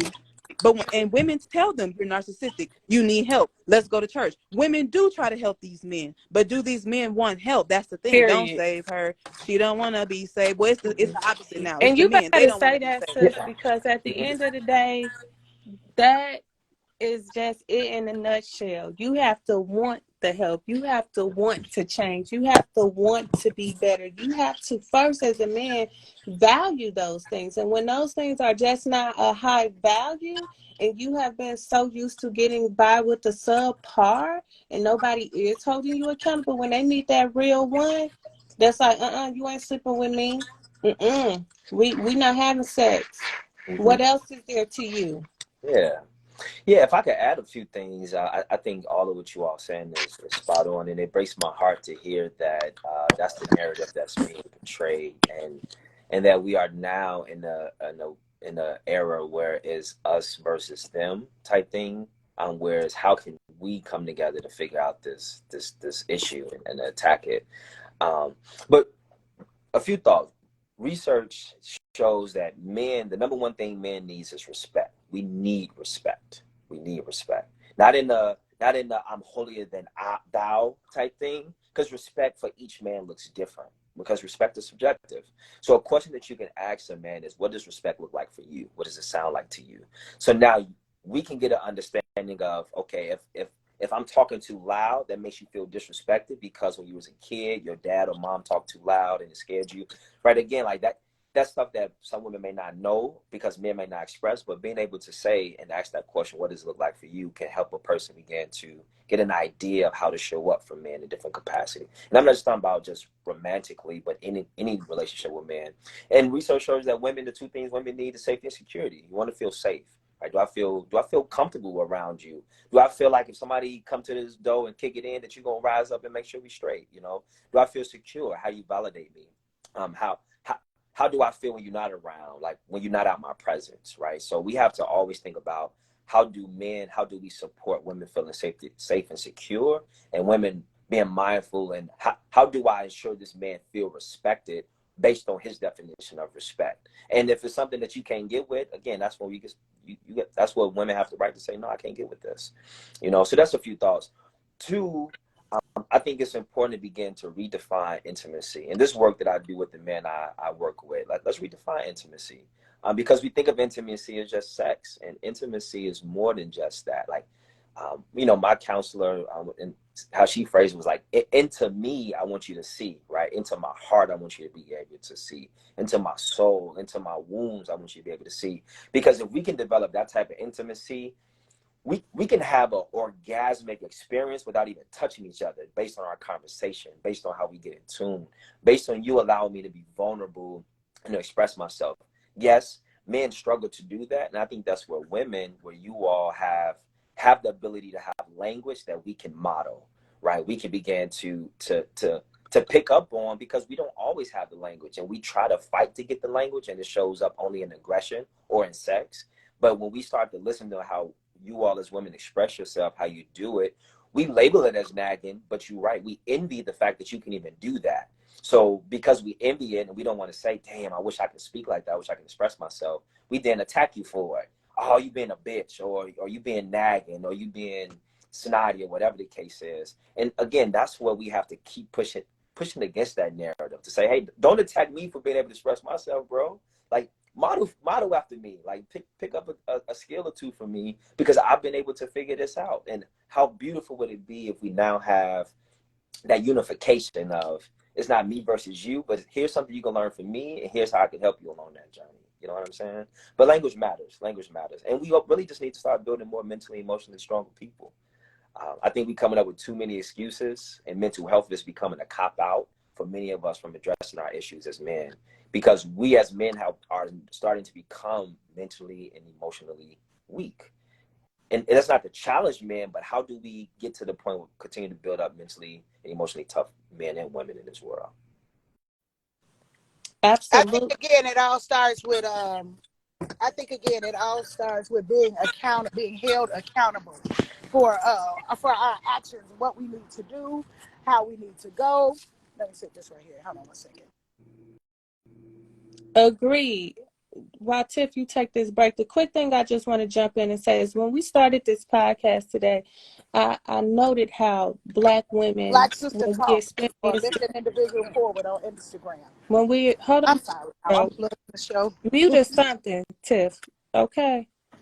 What I was saying is, at the beginning when we started, right, I talked about how women, we go off and we do all of these great things, and it seems like it's great on the surface, but that sheds a light on how women, when we're in these narcissistic relationships, we take on some of those narcissistic characteristics as well. And it's just a learned behavior. And because men show up, and it's highly reported that men are narcissistic for African Americans, I think that is underreported for the women, who I believe if it was actually reported correctly, you may see some correlation in between the women dating these men and then what covert narcissistic traits they develop from being in these situations of high threatened situations, right? Men show up very malignant narcissists, and women don't really show up as angry in that way. They utilize power and control, or status as a form of control, and they also neglect situations, and that can also be seen as a form of narcissism. That was one thing I wanted to bring up from earlier. Just looking at the aggressiveness that we step into as women, and learning how to deflect or to hold our own in those situations. Now, that's that. As far as men go, I completely agree with you, Walter. Men definitely need to hold themselves accountable. That doesn't happen if everyone else isn't saying this is not okay and I'm not accepting this. I'm not standing for this anymore. I'm not going to allow you to come into my house and eat up my food and take money from me. These women, they honing in on the women, the weak ones. They're like, you weak. I see you weak. I can smell a weak woman a mile away. I'm finna take advantage of her. Instead of trying to pour into a woman that you see is broken and need help, you like, nah, that's a go. She gonna fill my narcissistic supply. She gonna nurture me. She gonna fill me up. But hey, if that sister broken and she don't see no work in herself, she gonna fall for the okie doke, and she might not find or get that pouring into until she comes into therapy. So I hope any man that's listening to this on the playback is, check yourself, listen to it. Yeah. See what this is going to look like on the flip side, because you're going to come across you're going to come across one of these city girls, and she going to run away from you. She going to have your heart broken. You're going to be like, I didn't know she did me like this. She broke my heart. And you're going to be salty. Nah, that's real. You're That's going to real. be 50 Yeah. looking for love. Yeah. Still looking. Still Yeah. looking. Still looking. They They say because men are dying Yeah. they alone in the are. hospice Yeah. now. We are. You know, but see, you know why too? Because they're so busy trying to chase the cat. Like George Clinton said, but they're not chasing that damn doctor's office. There you They're go, not man. chasing, an actual family, so that when they get that old, somebody will be able to take care of them and surround them when they're dying. Sir, if you have not been around and you do not know your grandkids and they don't know you, you have not been in there for any birthdays. My granddad laying up right now, wonder why nobody come. But sir, we don't know you. We know you, but we do not know you like that. We know you are our granddad, but at the end of the day, you chose to leave our grandmother with 10 kids, whether or not all of them was his or not, but they got your last name, and you chose to abandon the entire family for a woman that didn't have no kids at a time where my grandmother could not get divorced or get a bank account, and she still made it. And when my grandma passed away, we were all around her, still mourning her to this day. Why? Because my grandmother was there for us, not the man. And so I'm starting to see that, excuse me, even more. And my thing is, Black women do not hate Black men. Black women are tired of being killed every 4.5 hours. We're scared of these men. Okay, I just had to testify against a man choking me, all because he wasn't able to measure up. And I love what you said, Walter, when you said men want respect and women want security and safety. The reason why men go upside women's head, even though they're being respected by that woman, is because they know they cannot provide security or safety for her. So whether she's respecting him or not, he's still gonna oops upside your head. He's still gonna cheat on you. He's still gonna slip, slide, and dot up in anybody that he can. Why? Because you don't respect yourself. Respect starts with yourself. If you don't respect yourself, how can you expect to get it from somebody else? But they don't. So a lot of these men like to make excuses because they're realizing that they are not what they think that they are. And I hate that. I hate that they have to go through those experiences. I feel for them. I try to help as many of them as I can. But like just even talking to them, getting to know them, looking at their psyche, because that's what psychology is.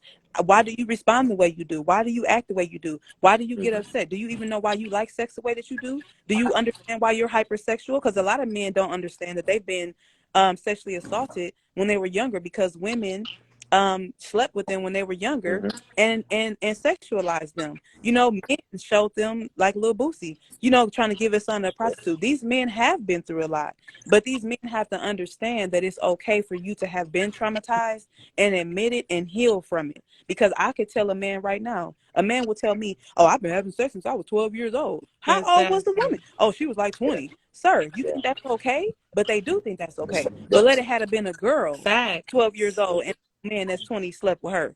You know what I'm saying? So these men have to understand they have been traumatized.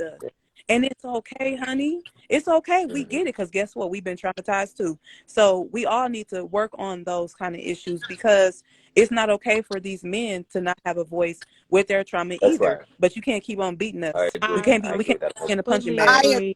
Hey, I think Lawanda, I just want to say this. We got like 5 minutes before we close out, so I want you guys to get your final thoughts in.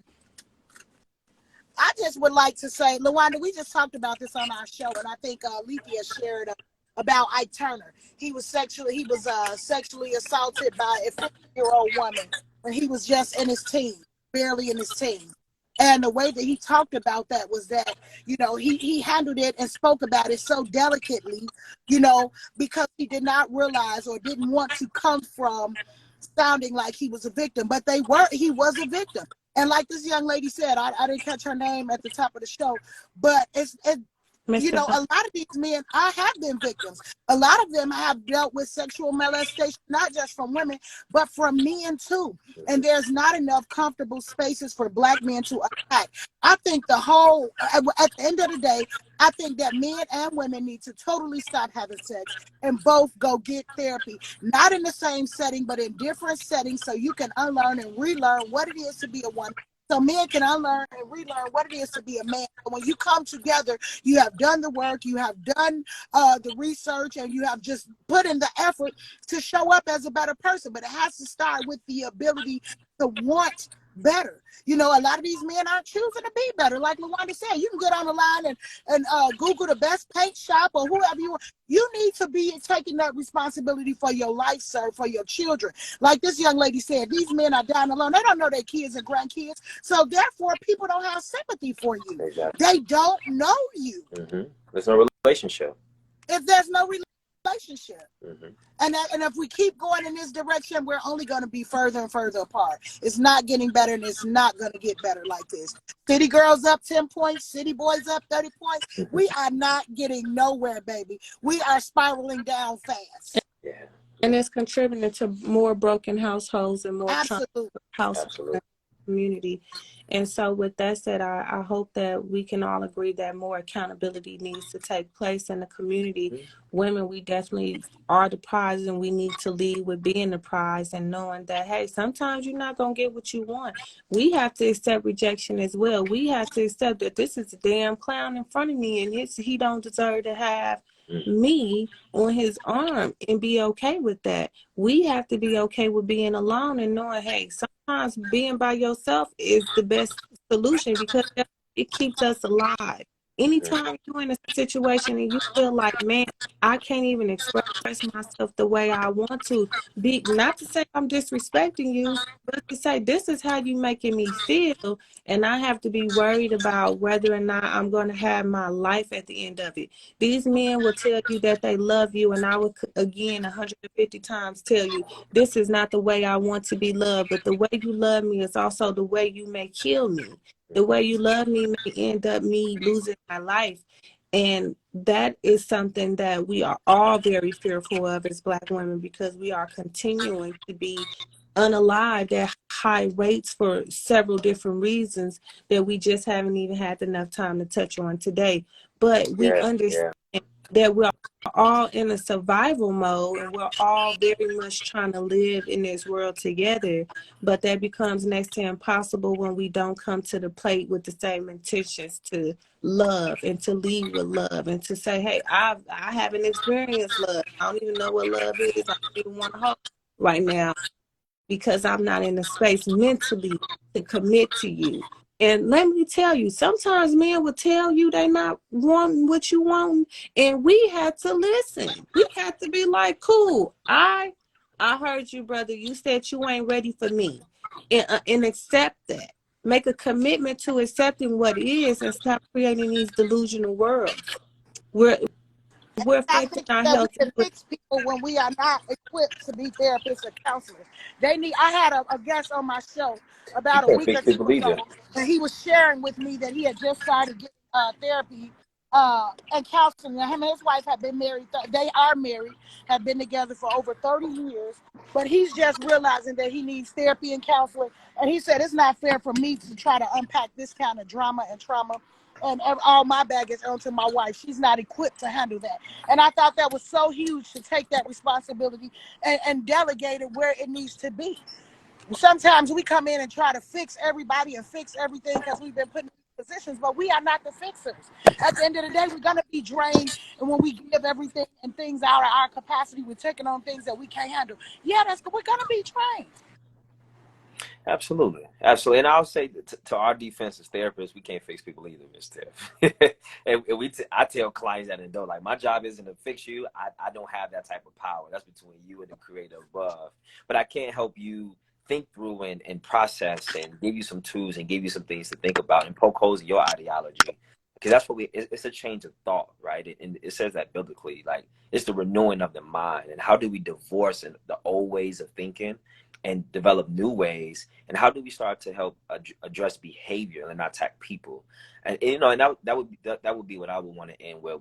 I just want to challenge us to be mindful of the labels we use, because a lot of times that's power in what we say. When we label something, sometimes we start to show up as that. We start to behave as that. But when we can address a person's behavior, now we separate that who that person is. Because in my mind, in my opinion, I think we all are great people. Our behaviors are just poor. We just have developed poor skills. So how can we address that and begin to usher in new ways of behaving and new ways of being? And I think that can help us get along the way. But this has been a powerful discussion. And my heart is like my heart is all over the place, because I hear exactly what the young lady is saying and what she's experiencing and has experienced and continue to experience, and just how much work we have to do. So my commitment is, one, to continue to work on myself so that I can be mindful of my privilege and how it shows up in space, how I can continue to support women in y'all effort to be the best version of yourself, and continue to hold men accountable. I can't fix men, but as a man, I do think I do know it's my responsibility to hold other men accountable, and women too. So that's what I'm gonna commit to, for sure. I appreciate you saying that, Walter, because so many times men sit by and let other men do what they do and say, well, that's that man, that ain't me. And we have to take on that moniker. I am my brother's keeper. I am my sister's keeper. I am community's keeper. And if I see something, I'm going to say something because, hey, you might not know. Yeah. You might not know. And because you don't know, let me just tell you, when we see these things, this can become a real black on black crime real quick. So let me give y'all that too. Like, we all have the good intentions, and so always put yourself in a position to be curious and ask the question. Yeah. Yeah. Can I help you? Can I share this with you?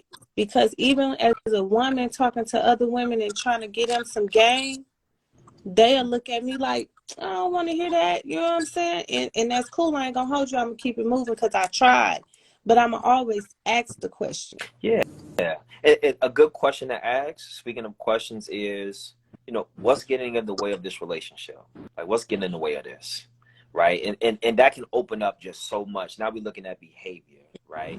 Just what's getting in the way? What's getting in the way of you respecting me? What's getting in the way of you showing up for me and giving me the time I need? Like, what's getting in the way of that? And you'll be surprised how that can unravel a lot of good information that you gotta be willing to wrestle with, though, for sure. Absolutely. But We definitely appreciate you, Walter. I thank appreciate you. you on here, Miss Divine, Miss Tiff.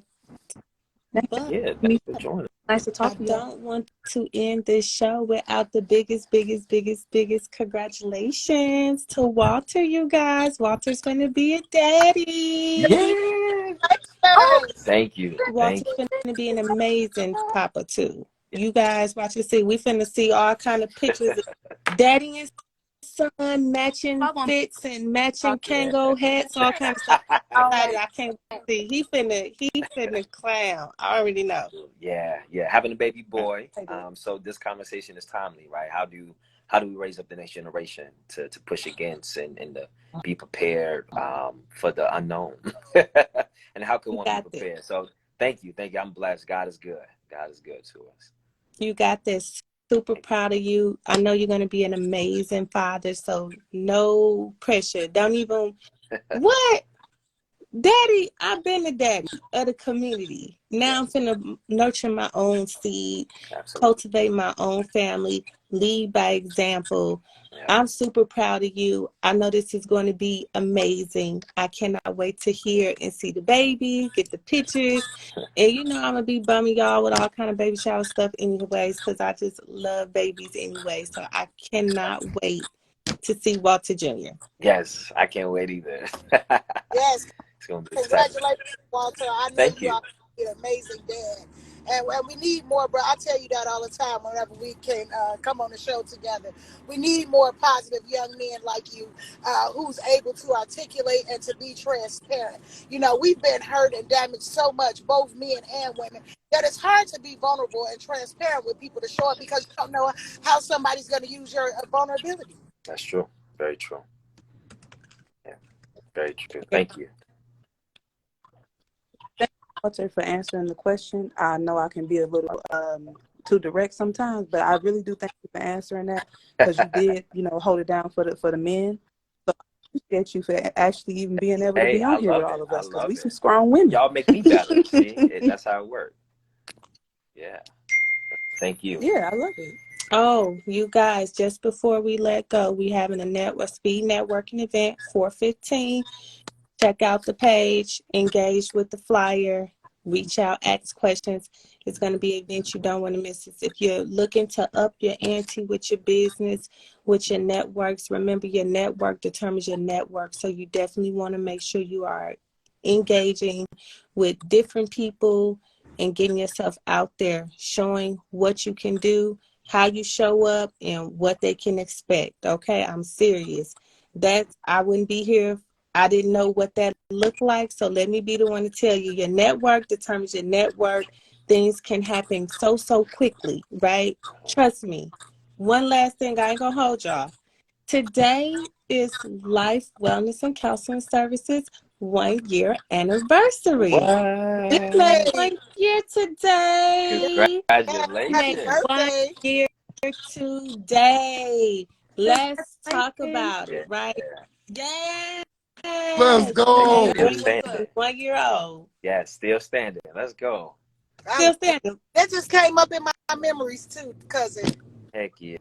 Yes. Yeah, that was a wonderful time. I'm so proud of you So for proud. opening up your door and having this platform continuing on. I know we started on Blog Talk Radio, but continuing to show up even on Instagram to continue to work. This is what we need. You know, even if the people aren't here, they're going to see the playback and they need It's it. okay. You know, we have to continue to have these kind of conversations to let people know that it is okay. Hey, people are out here doing the work. We want to see something better, and it starts with us. It starts with us. Exactly. And that's the hand and the foot of God, because I believe that's what us therapists, we hold that role. I sit here in spaces with clients and they say, how you know that? You must be psychic. And I'm like, listen, we just be in the hand and feet of God, and this is the space, and this is the magic that can happen when we are intimately secluded and focusing on you. So we can allow you, it allows us to be the hand and foot of God. And so I just thank you guys for continuing to believe in me, trust in my hopes and dreams, and helping me to create the things that are inwardly. What's in my mind, I'm able to see that in my space, and it's just a blessing. 1 year, you guys, and 1 year I have definitely done things that just have not even been heard of for an agency to complete in 1 year. I'm talking about from insurance contracts to becoming a BHD partner, to solidifying other partnerships in the community, What to else? building a team, What else? being a DHS. I ain't gonna pop my shit too much, Pop but it. I'm a DHS emerging leader. What I'm a else? Black woman cohort. What else? So I'm doing the work. I'm laying the foundation. And when I tell you guys that event on 4/15 is something you don't want to miss, you looking at an entrepreneur that has definitely done the work, been consistent, focusing on building relationships, meaningful relationships, and just being me, showing up, leading authentically has been the biggest flex thus far, because I ain't got to do nothing but just be me. And that is a blessing as a Black woman. All of double consciousness, all of the challenges we have to conquer just to be in these rooms, you know what I mean? So it's a blessing to be able to be a representative of the hood, because we're here to do the good. Yeah, it is. Just point blank and period. Yeah. Hey, So pop it. I love you. Pop it. Yes. I did it. Hell yeah.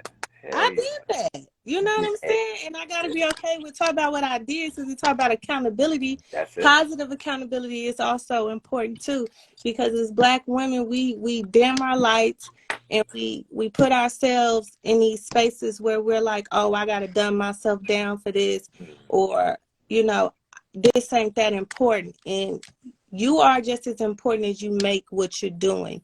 Even if it was important for me today to just take a walk, you know, I'm proud of that. That's my win for the day. So remember that we are all winning in our own ways.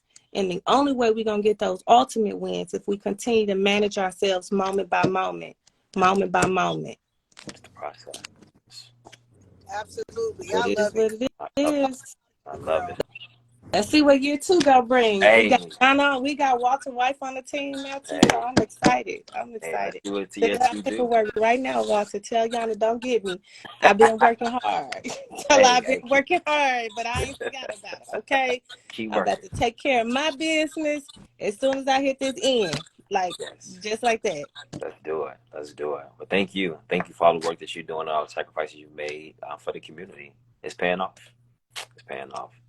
Yes. But the good book say your labor has not been in vain. So keep going. No, it ain't. And I feel that, and it's been a hard road. And, you know, trust has been a big challenge, but we got to change that and model that behavior. So I'm just happy to have you guys in the same space with me, being committed, understanding what this journey has been for me. And I'm just grateful. I just am fulfilled. I'm overwhelmed with gratitude. That's what I like to tell. They were like, you overwhelmed with gratitude, though, with gratitude, a positive overwhelm. For sure. Yes. So next week on 4/29, it's next 4/29 my papa birthday. So next week I'm gonna be doing my show on my daddy's birthday. That's 3. That's 3/29. 329. Ooh, God, help me out. Help me out, Walter. 329. Daddy, I ain't coming to visit you on 429. I'm gonna be doing the show. Yeah, that's April. You talking about April? Listen, that's that early emergency. I'm gonna have an emergency on 429. I'm gonna be doing the show, Daddy. I ain't gonna be there. 329. Thank you, Walter. 329. I'm hoping to have Freebird back here on the show. If you guys checked us out, what was that, like 2 weeks ago? I had Freebird on. It was a nice introductory show, but I'm really looking forward to having Freebird on again so we can continue this Young, Black, and Stressed once a month show where we focus on the small Black businesses, but also have that inside scoop. Like, what happened? How did you get here? How you been checking on your mental health? What has that looked like for you as you've been journeying to get to your success? How have you been building relationships? So it's just really to give y'all an inside look and see who are these people behind these businesses. Because we be peopling, we everyday folks, and I just want to reduce the stigma around entrepreneurship, what that look like. Black economics, we continue to have to focus on that in our community, and I can't stress that enough. The dollar doesn't last even 5 minutes in our community, and that's sad. What are we going to do about that, people? Facts. We're a dying breed. Yeah, it's time for Point of clarification. So you talking, so 429 is the last Saturday of April. Is that what you're referring to? Because the 29th of March is a Wednesday. Let me make sure. Walter, get me together. Today, the 25th. Today, 25th, yeah. 429 is the day for next month. Don't hold me. 429 next month, Freebird. This is our last Saturday of this month. We'll be back with Young, Black, and Stressed. Look, she got me together. Okay, I was looking at the calendar. I know. Look, all good. You like, what's up on it? No, Black Sister Talk ain't popping up on here on no 329. I'm sorry. That's in 4 days. Only Saturdays. I'm doing a better job of my schedule and everything. So no. There you go. No. Don't stricken that from the book. That's not true. Redact that. I'm holding myself accountable. Sure. Yes. Take it back. Take that back. But nonetheless, I love y'all family. I appreciate y'all. I'm hoping that y'all day goes well. Anything you need, check in, tap in with me. Y'all know I'm only one call away. Y'all got me. And I just thank you for sharing this moment with me and being in this space. It really means a lot. Absolutely. Anytime. Yes, I love you guys. It's always been a pleasure. Y'all know I used to work on Saturdays.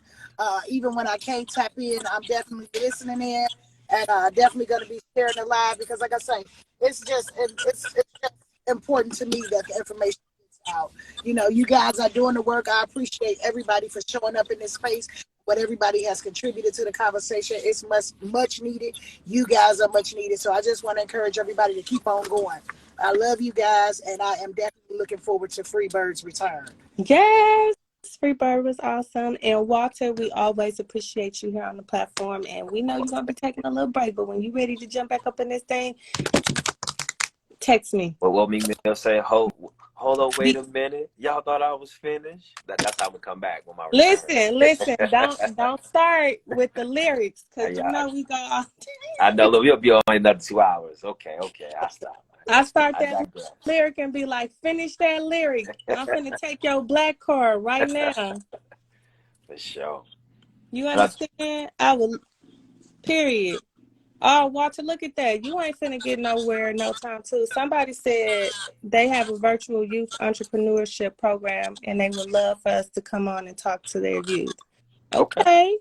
Well, DM us and me and Walter, we'll check in and see what that look like. Yeah, Walter, you busy? Walter busy, but Walter can make time too. Yeah. I make myself available as best I can. So that's always my response. If I can help, I certainly will. Anything for the kids though, because the youth, that's our future.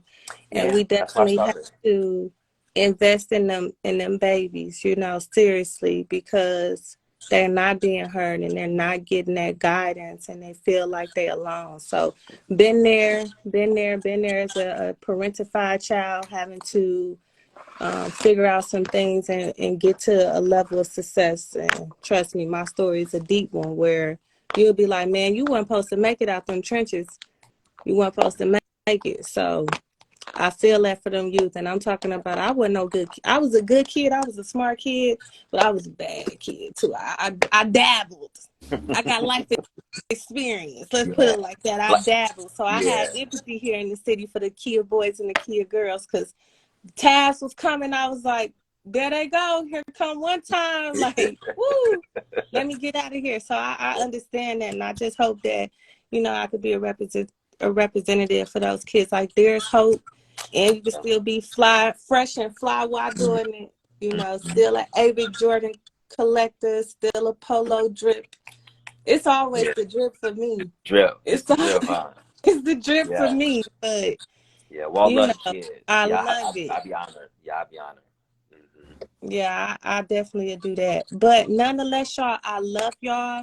We're supposed to be saying goodbye for a long time. We got the goodbyes in this world. I'm going to just start hanging up like, bye, tune you out of here. Like, no, but I love y'all. See y'all soon. All right, peace. I love y'all too. All right, much love. Bye-bye. Love y'all. You are